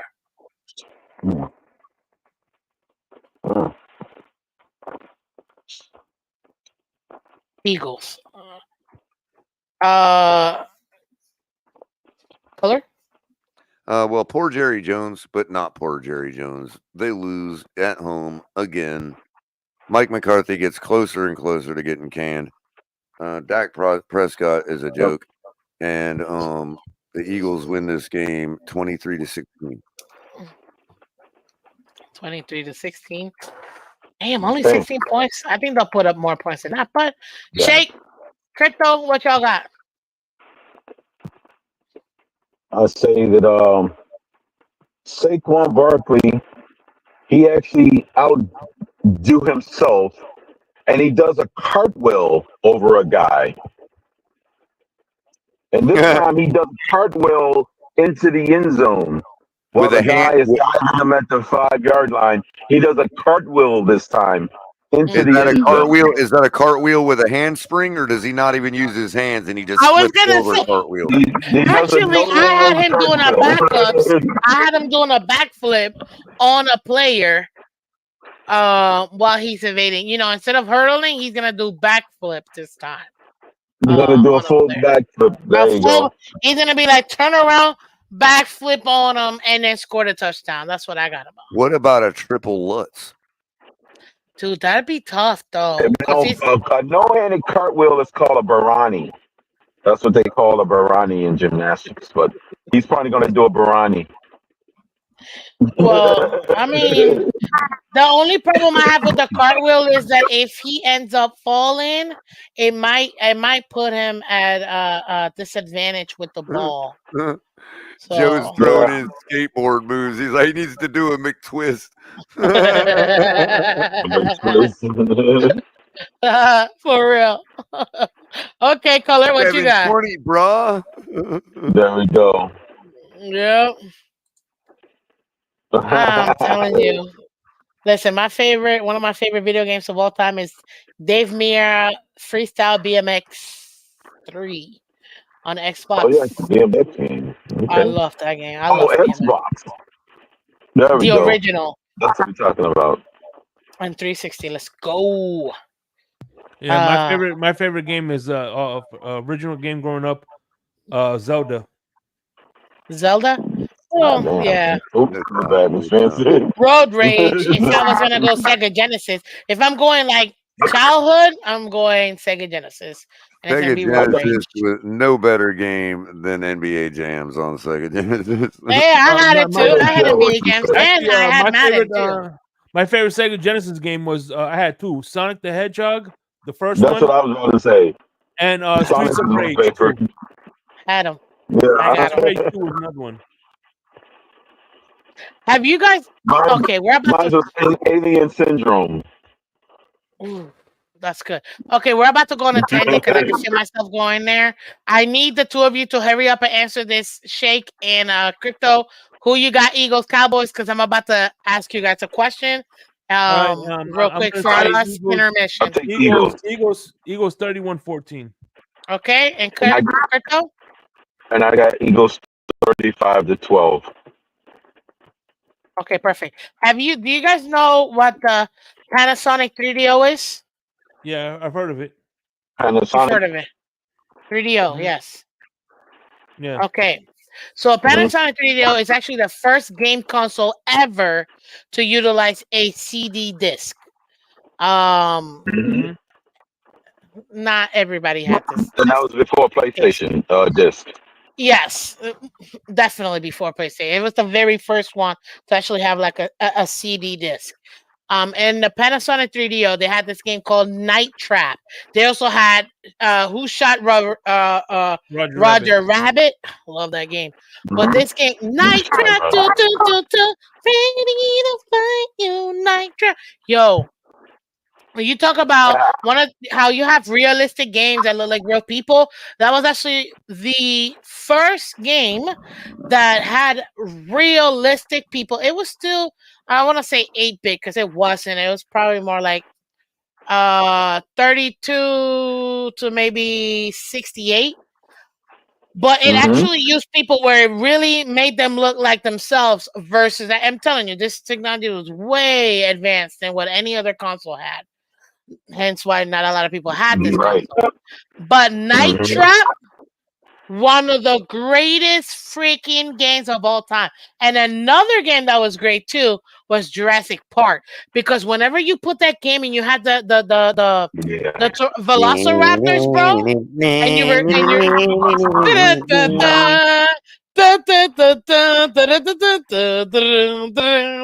yo, the Velociraptor one. That was so scary because it was black. You didn't know where you were, and you were like, "Oh my god!" But yeah, if you know about video gaming consoles, Panasonic 3DO, look it up. One of the all-time awesomest game consoles out there for sure. What do we got? There was another one that was really expensive. Not too many people could afford it. Was the Neo Geo. Oh, we had a Neo Geo too. That was one of my dad's favorite. My dad has had every console ever made. Yeah. Every single one. The Atari, all of them. Every console ever made. Atari 5800, 5200. As far as video game consoles, I've had the Coleco, the Atari, a Nintendo, Super Nintendo, Nintendo 64. I had the Turbo Graphics. I had the Sega Genesis. I never had 16 and 32. I never had the Sega the 3D, but I did have the Dreamcast. I had the PlayStation 1, 2, 3, and all the PlayStations, and and just the regular Xbox. The original? Yeah. Those are the only consoles I've Man, had. that's beautiful. So just literally Google a list of all consoles ever made. That's what we had. That's what my dad and he's a huge video game guy, and that's what we've had.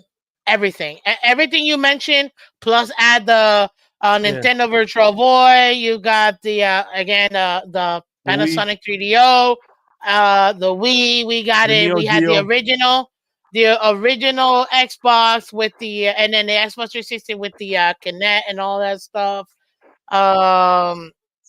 The Genesis, the Sega Genesis, the regular Sega, the Dreamcast as well. Yeah, Where my I favorite remember. game in the Did you, Dreamcast was the bass fishing, man, right? with the little like. Did you ever And have? you have Did to you like. ever have the? Did you ever have the Power Glove for Nintendo? Yes. So you got to Remember, actually fight Punch Out like throwing punches. Yeah. remember the original Sega had Buster Douglas Punch Out fighting. Yeah. Like And all then of the Sega those, Genesis. because my dad's a huge super nerd. But One of my favorite boxing games was from the Genesis, the Holyfield boxing. so one of my favorite boxing games, which we played, was in the original in 360, the first 360. Was not Fight Night. I think it came out in like 2009. Yo, it's till this day one of the greatest boxing games out there, man. Absolutely one of the best, and obviously the Nintendo we totally had. That's why when they talk about VR right now, I'm like, I literally had that as a kid. Like we played. My screen was a wall. Like I love VR. oh, like it was yeah. So the VR, all of that, we already had all of that growing up and all of it. That's why I was so pissed at him because I had 34 Genesis games in my console and he sold it, and I'm like, oh, why would you do that, Daddy? I was so mad, man. Because back then, what the games cost now is nothing compared to with inflation. Obviously, it's like having a $300 game. Like it's ridiculous. Those games were not cheap back then. You know what I mean? So yeah, but nah, man, we just love video gaming. We've had every Xbox. We also had all the PlayStations. The only one that I never got was the 3, 4, and 5. I just never cared for it. But PlayStation 1 and 2, absolutely had it. So it was great. It was great. And then the Game Boy Color, all those. Yep. Like, and then, because again, my dad, he actually built computers. He's got 2 masters in software engineer and a bunch of other stuff. So for him, that was his love, you know.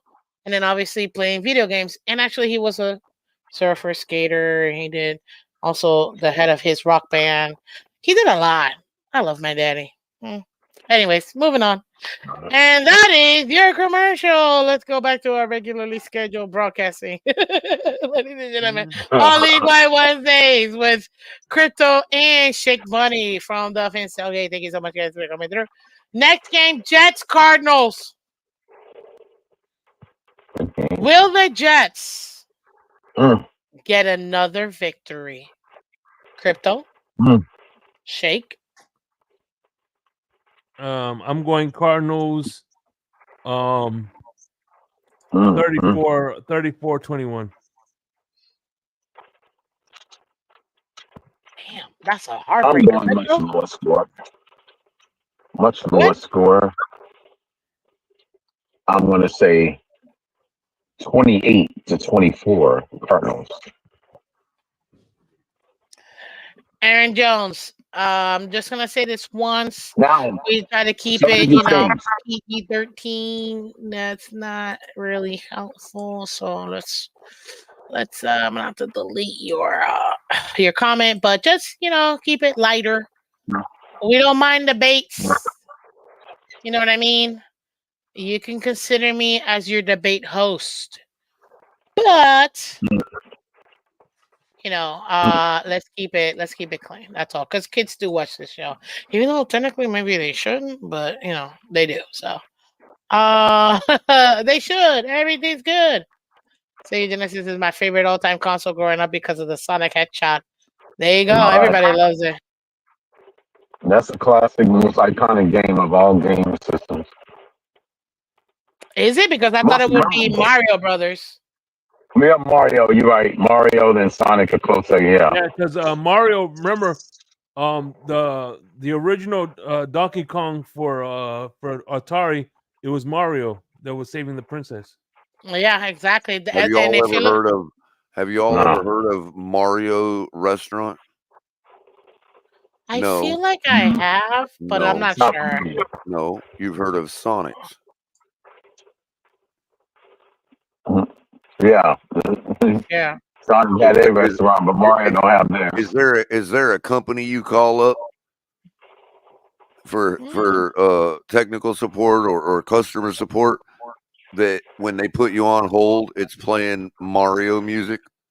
No, but that would be so cool. Well, when you call up Sonic for customer support and they put you on hold, it's literally playing Sonic's music. That's freaking awesome. Like the whole company is devoted to that brand. You know what I mean?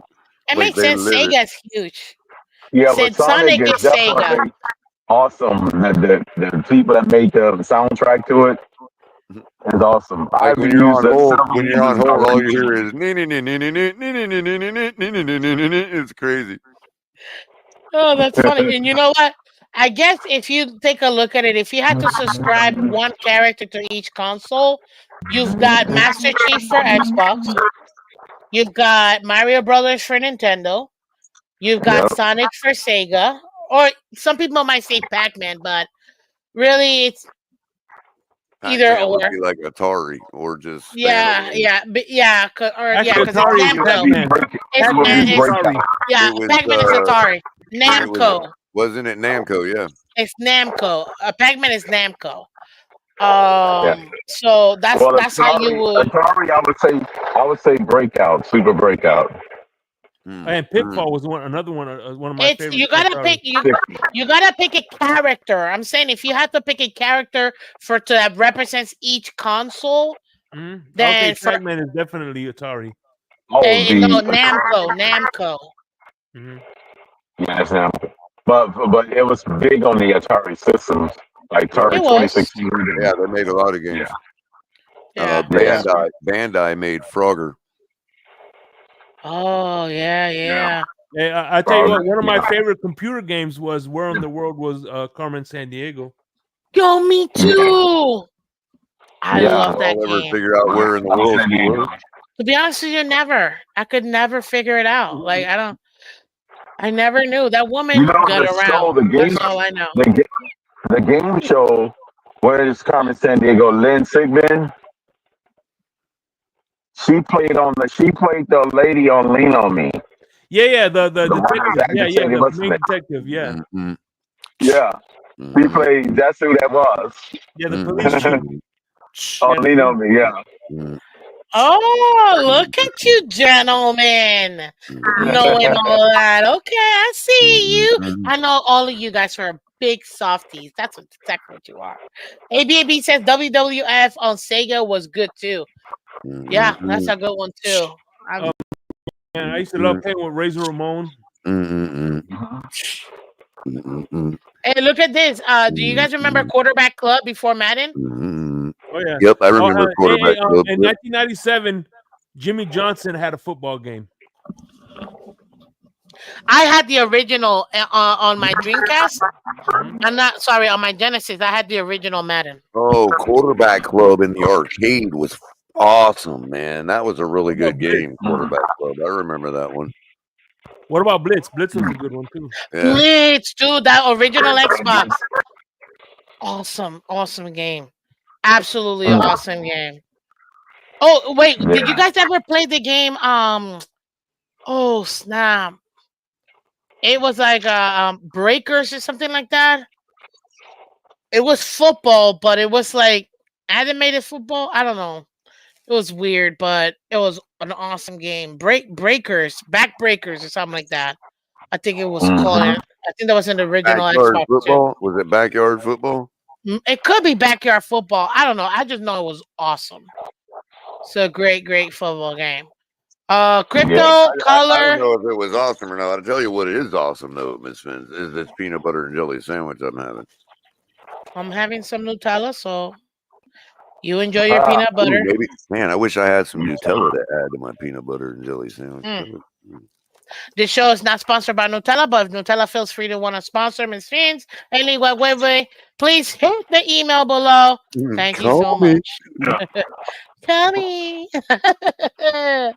But guy, I need crypto and I need color on your score. Your score for the Jets Cardinals games. Oh, that mine will be. I said it. 28-24. Yeah, but who do you have? You didn't say who. Oh, Cardinals. Okay. I feel like Crypto has a lot of thoughts in his mind, and he maybe forgets he might not have said it out loud. Just kidding. I just like it. NFL 2K, yeah, that's another good game. But no, that's not the game I'm referring to. Techno Ball. Ooh. Yeah, and Super Techno Ball. Yep. Yeah, that's a good one. What's up, Champy? Welcome to League Wide Wednesday, where we celebrate all teams. My cards are gonna make the New York crop dusters bend over and cards 30 New York, New Jersey Jets 14. Wow, 30-14. That's rough, Champy, because as much as I like the Arizona as a state, I love the place. And the game is going to be in Phoenix. That's just going to mean that Aaron Rodgers can put a little more air under the ball. And yeah, he's starting to remember how it felt to win and be Aaron Rodgers. So I got the Jets, yeah, unfortunately. I think you and I this is gonna be the game. And it's gonna be 27-24. Bro, you're not gonna believe this. So ladies and gentlemen, the Jets defense can get Kyler Murray to the ground. But this is the one game in which League Wide Wednesday up here, the winners, the best, the greatest. We're taking the Jets because I'm taking the Jets 31-28. You're taking the Jets 27-24.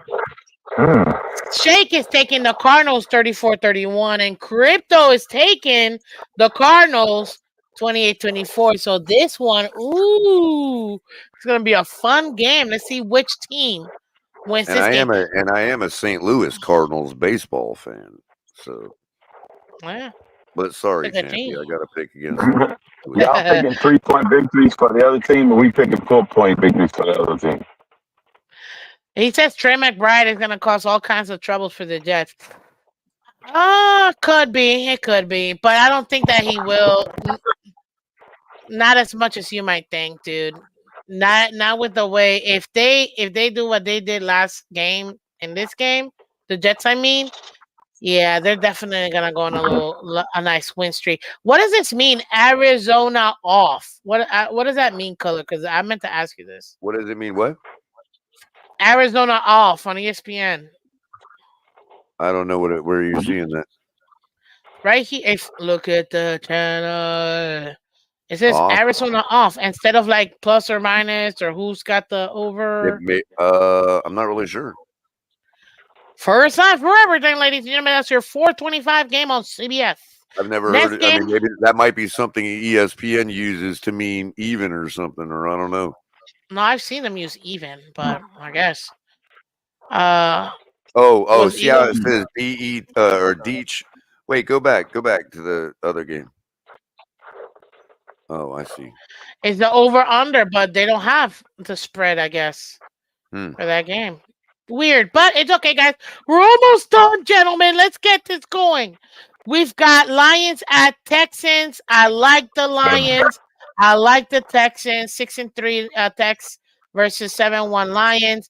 I'm riding with the Lions for Sunday Night Football. Give me Dan Campbell, who I would run through a wall for. The wall might win, but I would still do it, okay? He would beat you to the wall. Yeah, I actually got this as a high-scoring game. I got it 42-35.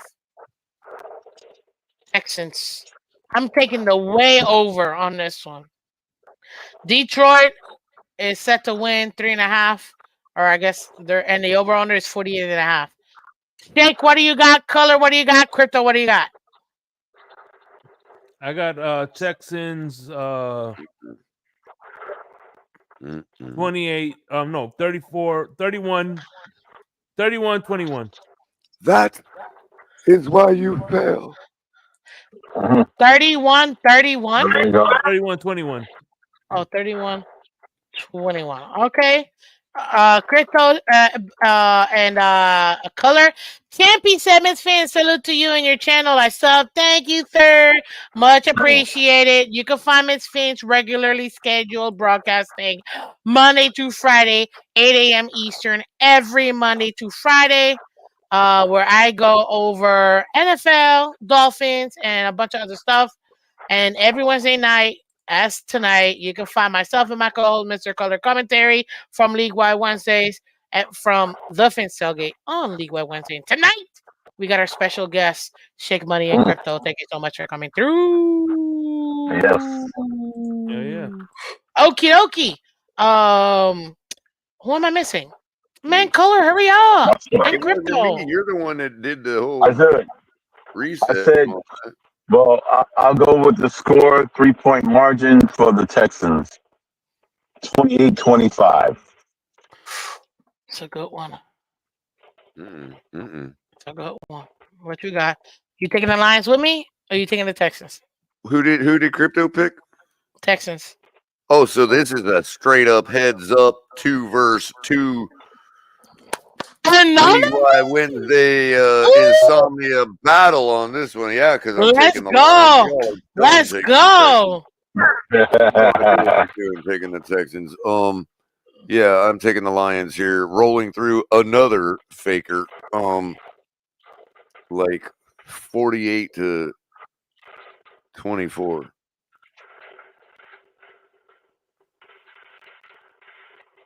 I'm so good about this one now. 48-24. So it's off the board, basically. You can't bet on it anymore. Why would they do that, though? Because for some reason there's something wrong with the game that they don't want to get sued over, maybe. I don't know. Ooh. Thank you, Cali Phins fans. Much appreciated. And I love that it looks like you're camping in your picture, dude. I love camping. Like, absolutely love camping. So I'm guessing that was a joke, by the way. I have no idea why they take it off the board. Well, okay. Because here he says off means when a sports books takes the bet down and no longer accepting action on the game. I guess.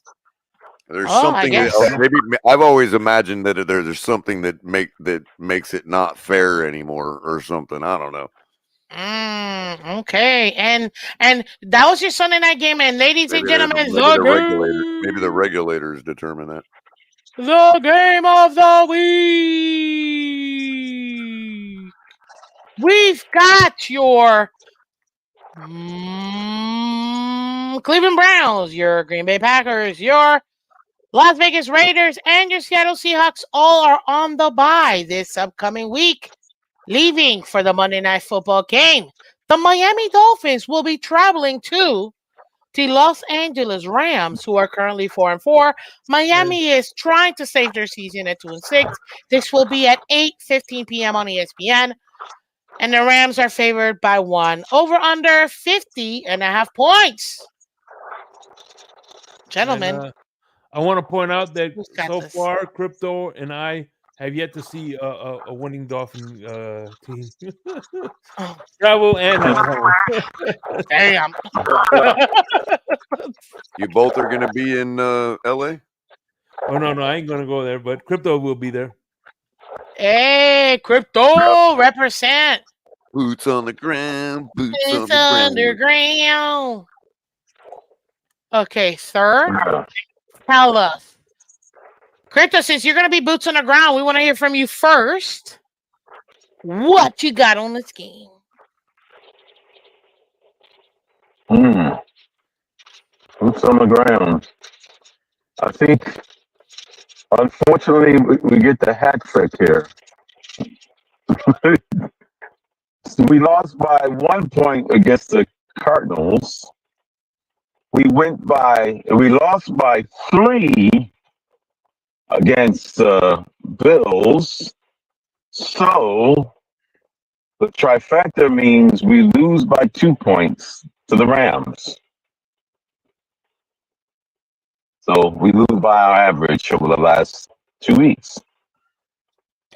And we will be 29 yet for the second week in a row, scoring 27 points. Yet keeping us in the constant purgatory death spiral of talking about, see, our offense did good, but our defense did bad. Love hurts. Love skies. That's exactly what I'm going through right now. Why you saying that?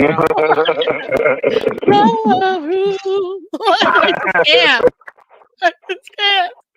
We're talking about being in a paradox what you can't climb out of. I can't. I just can't. Being in this paradox of waiting till we get back to Miami to break the curse, to break the slide. Oh, I can't. Okay, so we got the Rams. That's Crypto. 29-27. Shake. Dolphins will win. That's what I'm talking about. 31-27. From your lips, sir. This time we're gonna win. We're gonna win with the field goal. Wait, but if it's 31-27, wouldn't we already be at 28? Well, yeah. 30 to 27. There you go. Okay. This time we'll win with the field goal. Okay, yeah, because I was like, if we're gonna win by field goal, then okay, gotcha. We got it. Color calm, sir. Talk to us.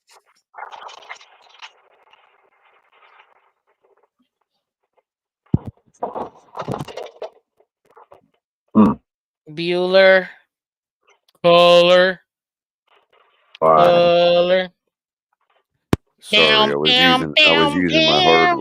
Sorry, I was using my hardware switch. Sorry about that.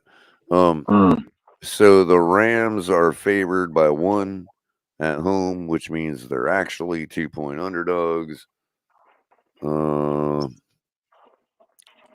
Weirdly enough, the money line is even for the Dolphins. What does that mean? That for means the audience that doesn't know. That means it's not minus 100 or plus 100. It's 0. It's you get exactly your money back. Yeah, I think you get. Should be 50-50 odds then, based on pick 'em with no line. Yeah. Right. But that's kind of lame. I'm not gonna lie. I don't know. Ask Kyle Finn fan. He'll probably know. On even. Yeah. Hey, Kyle Finn fan, please educate $1. You win $1 on 100, maybe. I don't know. Maybe. Or you win $99 on 100 or something, or $99 but up and one. Okay. This is rough for me. ESPN Analytics has the Dolphins with a 44.1% chance of winning this game. If we can extend our offense beyond the walled garden at least once in our life, we could actually overachieve there. So hey, why not? Let's pick the Dolphins to win on Monday night. Under 500. Keep us relevant. 28-20. Okay. Oh, ladies and gentlemen, this is it. I, as your fearless leader, have to tell you the truth. We're losing this game. Oh, wow. It is what it is. You're lying. 27-24. Unfortunately, we're going to try to get our team into position for a field goal to tie. Unfortunately, Miami Dolphins will find a way not to complete the and get 3 and out. And then we shall lose at the midfield. And unfortunately, we will not be making 27 points. And we will not be getting a fourth quarter comeback win by Tua Tagovailoa, further ensuring that the Miami Dolphins end up with a top 3 pick. Oh man, so they're catching the Jets. I mean, not the Jets, but the Patriots. That's interesting, Miss Fanny. That moves us into the top 3. Yep, to the top 3. So that's progress. And you know what? Losing this game is actually progress for the Dolphins. It hurts saying that, guys. We gotta travel across the country. We're coming off of how many weeks lost? Tua's coming back. The offense is working, but yeah, well, I won't be burdened by what has been. It's crazy because in less than 2 years, we have made that same travel between those 2 stadiums, but in the other direction in December. We made the trip from Los Angeles to Buffalo in December. This time we're going from Buffalo to Los Angeles. We're going in the other direction to the same 2 points in the country in back-to-back weeks. What do we always? I almost feel like there's 2 teams who are always playing. And tell me if I'm wrong. The Titans, I feel like we play every year. The Buffalo game was a primetime game, and the freaking Rams. Yeah, both of those ones 2 years ago was primetime back-to-back weekends. They flexed it to primetime too. They flexed it to primetime. I remember. They flexed the Saturday game, the Buffalo one, yeah. And so that is my that's my where I got it, ladies and gentlemen. 27-24 Rams. If and only if we're gonna have, and it's sad that I have to say this, we're probably gonna have the defense do something they haven't done all season long, which is actually score on like a fumble pickup or 6 or even a pick 6. Because come to show you, 27 points doesn't cut it, especially with teams who, if we're being honest, they're teams that, I mean, the Rams are still in it, especially in the NFC, because take a look at the NFC, ladies and gentlemen. Yeah, they still got a shot at their own division. They still got a shot at their own division. Yeah. They're only 1 game behind the Arizona Cardinals, and the Cardinals they're hit or miss. So they literally can go ahead and take this division. And you know what? Right now, Sean McVay is thinking, okay, am I going to retire? What are we doing here? We just got Cooper Kupp back in the last couple of weeks. Puka Nacua as well. They're looking good. My defense is doing decent. And we're able to put up points to Matthew Stafford. I don't know if I trust this team enough to be able to get us the win that we need. And I think that maybe we might actually be, and I don't think I've said this.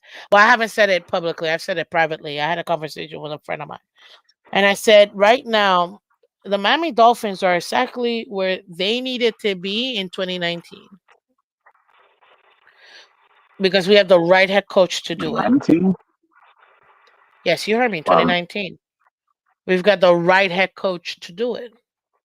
The yes man. The Michael McDonald. So, if the Dolphins win and somehow pull this game, the defense will have to score to get us over 30 points. And it would have to be a 31-27 win. That's the only way I can see us beating this team who can actually put up points. And they have their top 2 wide receivers back, healthy, and Kyrie, what's his name? What? Help me out. What's that? The running back's name? Guy. Oh my God, his name is like. Ukai. Yeah. Kyrie Irving. You got that. Damn, Miss Phins. Now you got that song in my head. I'll never be the same Williams. again. Kyron Williams. Kyron Williams. Thank you, iDog. I was almost trying there. to help you. You know what I mean? They got kitchens. Unlike these weird guests that we have at the table tonight that are like, I don't know. I think they stay up too much. I think they need some sleep. Clearly, I think we listen. We suffer from a sleep disorder. Can't think of it. Starts insomnia. I don't know. Is it irreparable bowel syndrome or irreparable bowel syndrome? Whatever it's called. Irritable bowel syndrome. I think. With me, it's like I can't digest my food, so it's irreplaceable bowel syndrome. I just realized, what I said, it means the person's dead, because if you cannot fix your bowel syndrome, I mean, that you're dying. Like, there's no other way of doing it. Oh, I'm sorry. It is irrefutable.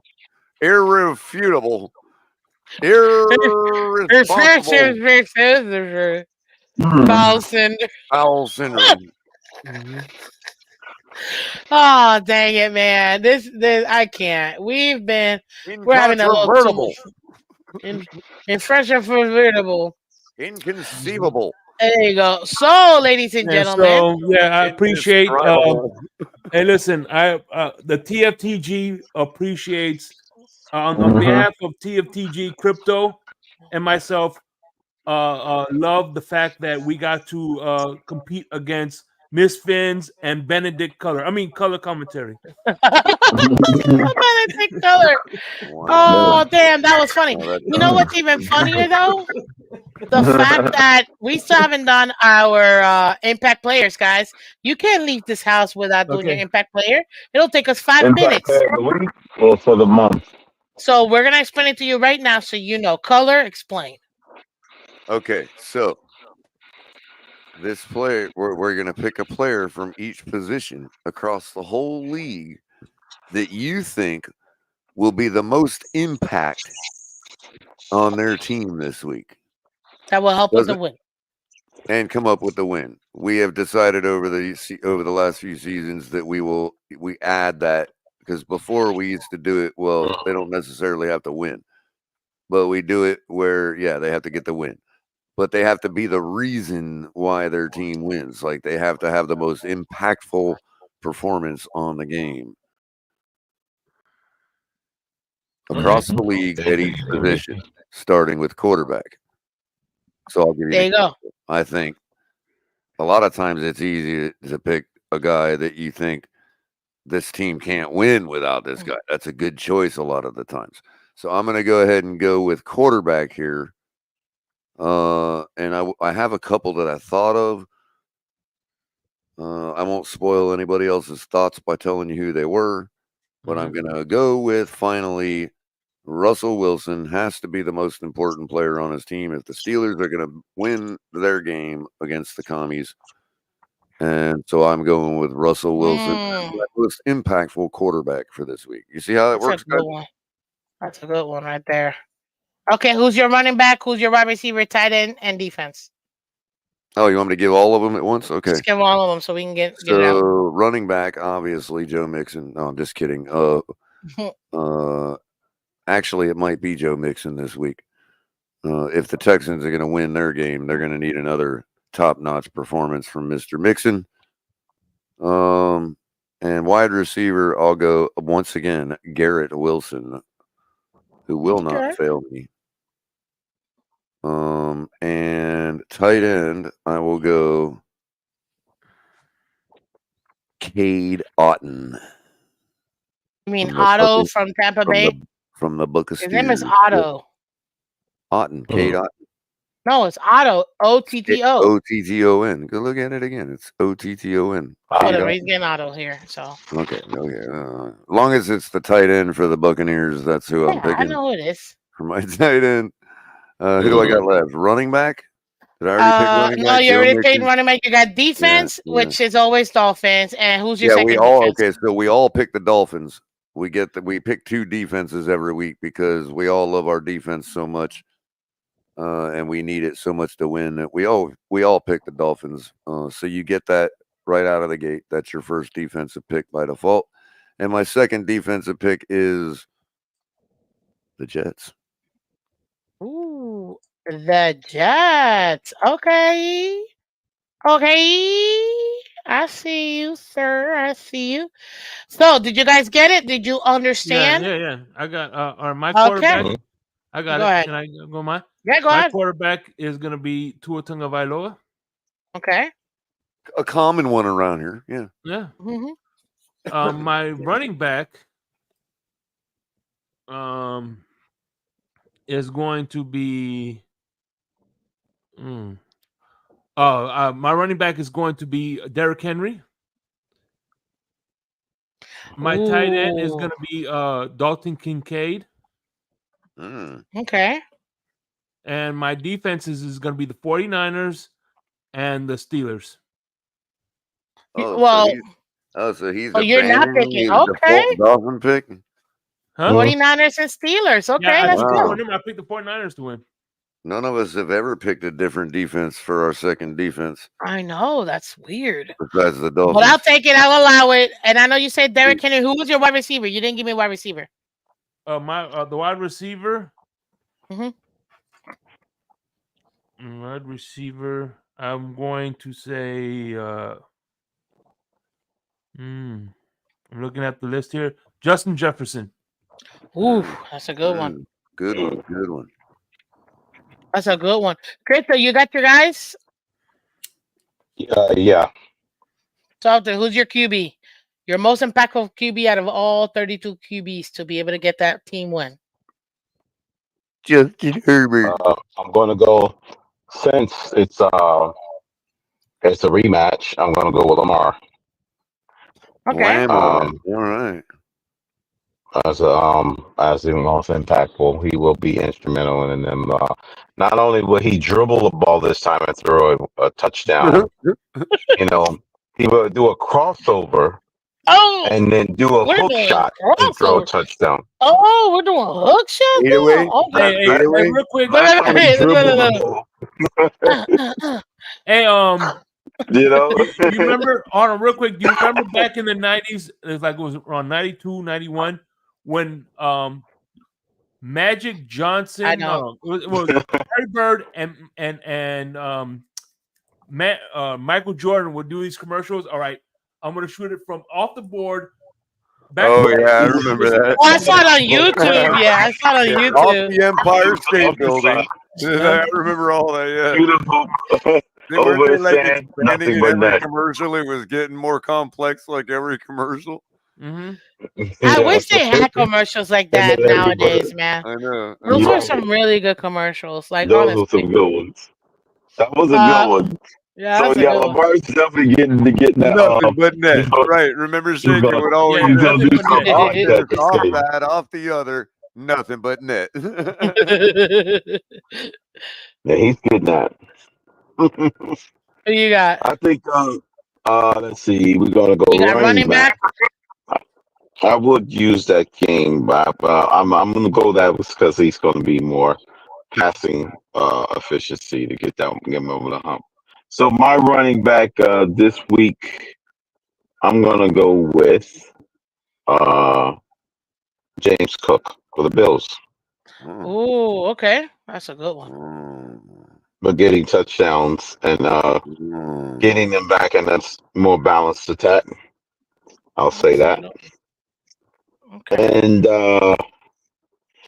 my tight end will be Dallas Goedert for the Eagles. I like that. Dallas Goedert. All right. And then you got your wide receiver. Dallas Goedert. Who's your wide receiver and your two defenses? Okay, my wide receiver, I'm gonna go with Drake London in the Falcons game. Who? Drake London, he means. Oh, Drake London. Oh, Yes, good one. London. Good But one. I'm Good London. one. I'm got him on it anytime again this week. Yeah, that's a good one. That would be my for them key to running up the score against the in that game. Let's see, who was the other one I said? So I went with them. I should have went with their defense because How about You can. Terry You can. McTerry? But now I'm gonna go with the defense. I'm gonna go with Kansas City and On through Kansas City. the Chargers. Kansas City, here we come. And I'm gonna go with the Chargers. Okay, Defense. Kansas City and Chargers. Yeah. Okay, that's good. Okay, so I actually have that's a good. You got Lamar, James Cook, Drake London, Goddard, Chargers, and Kansas City.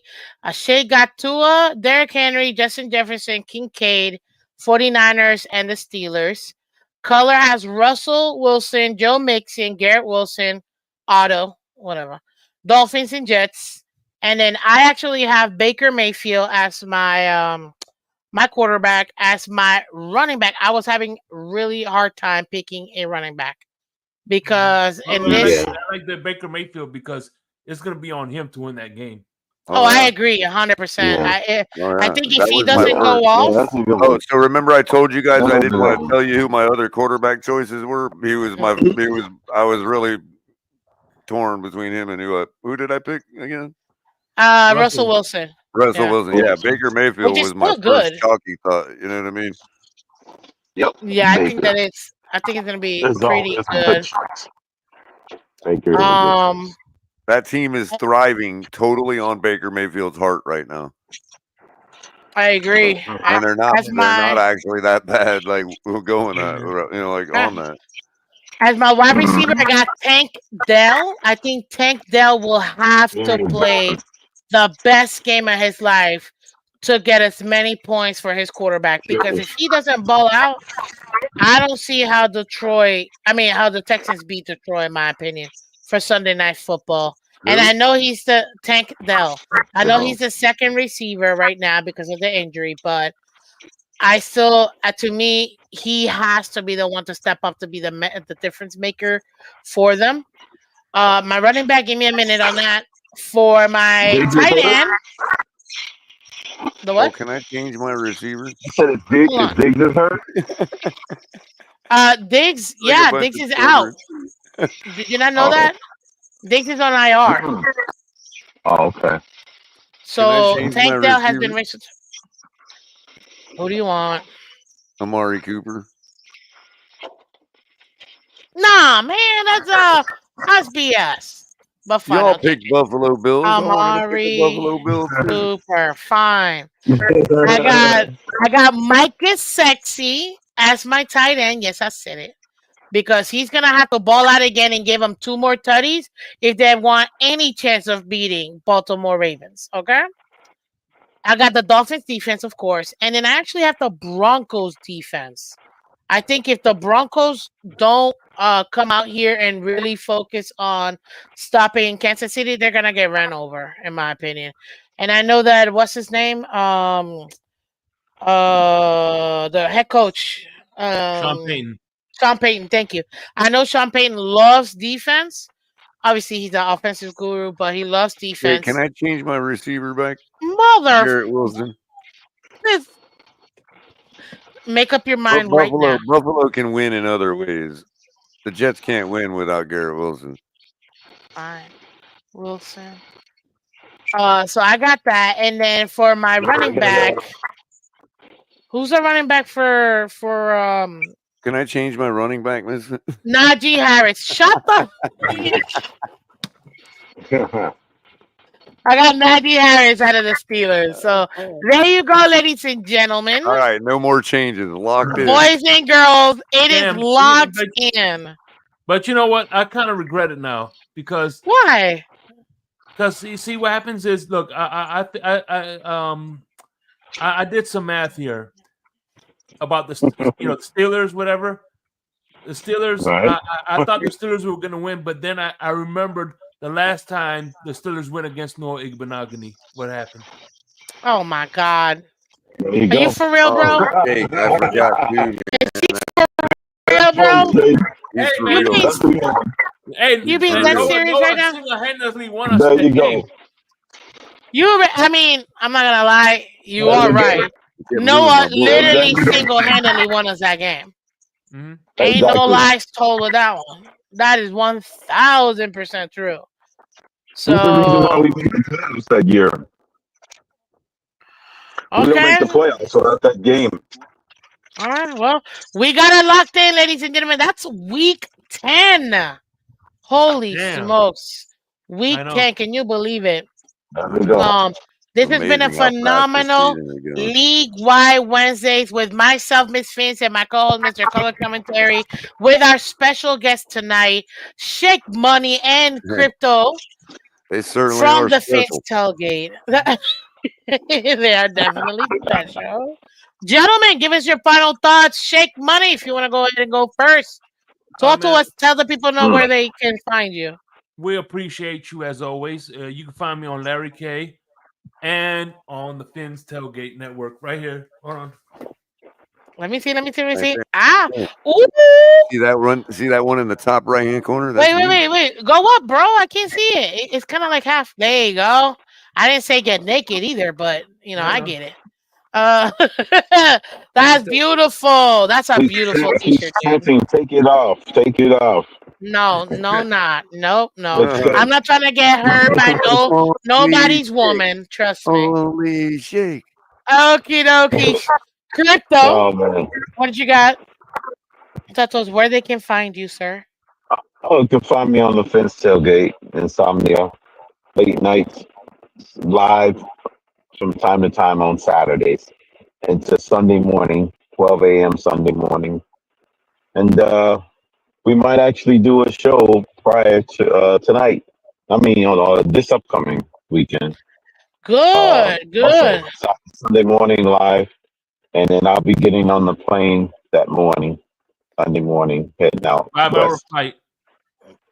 Dude, Yeah. it's 5.5-hour flight, bro. I've done that flight. Oh wait, no, because you're coming from up top. I'm coming from down here. It's 5.5 hours. I've gone to California before. 5.5 hours, dude. Oh God, Yeah, it's 5 on my it's itinerary. Yeah, ridiculous. That's crazy. nice But long. I'm gonna make sure I bring me a nice neck pillow and for real, hopefully plug in my That was headset. the greatest thing they ever invented, man. for real. I'm Yep. telling you. Well, gentlemen, thank you so much for coming through. Hang in the back for a second so Color and I can talk to you real quick. Yeah. But I appreciate you coming through. Guys, that is Shake Bunny and Mr. Crypto from the Fins Tailgate, ladies and gentlemen, just showing you guys awesome love. We have a little battle going on, and obviously you got myself, Miss Fins, and Mr. Color Commentary live every Wednesday at 8 p.m. for League Wide Wednesday. Color, young sir, tell the people what they want to hear. Quite the Give set us. of characters, them guys over at the Phins Tailgate, man. I know, right? They're very interesting. Interesting fellows, yeah. Uh-huh. Talk to us. Give us your final thoughts, sir. Yeah. Look, the season's been terrible this year. Every team is like 2 and something, 3 and something. Mm-hmm.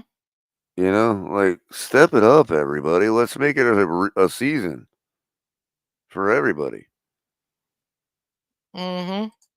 Agreed. This has been a very weird NFL season so far. We are halfway through the season, ladies and gentlemen. Officially, there are 8 games left, or 8 weeks left. Because this is week 10. Obviously, you're going to see several bye weeks coming up. But ladies and gentlemen, thank you so much for joining us on League Wide Wednesdays. Like always, thank you so much.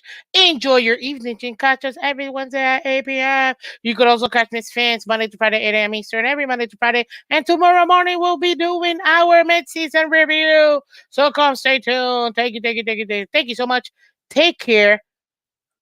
Bye-bye. And God bless America. Bye.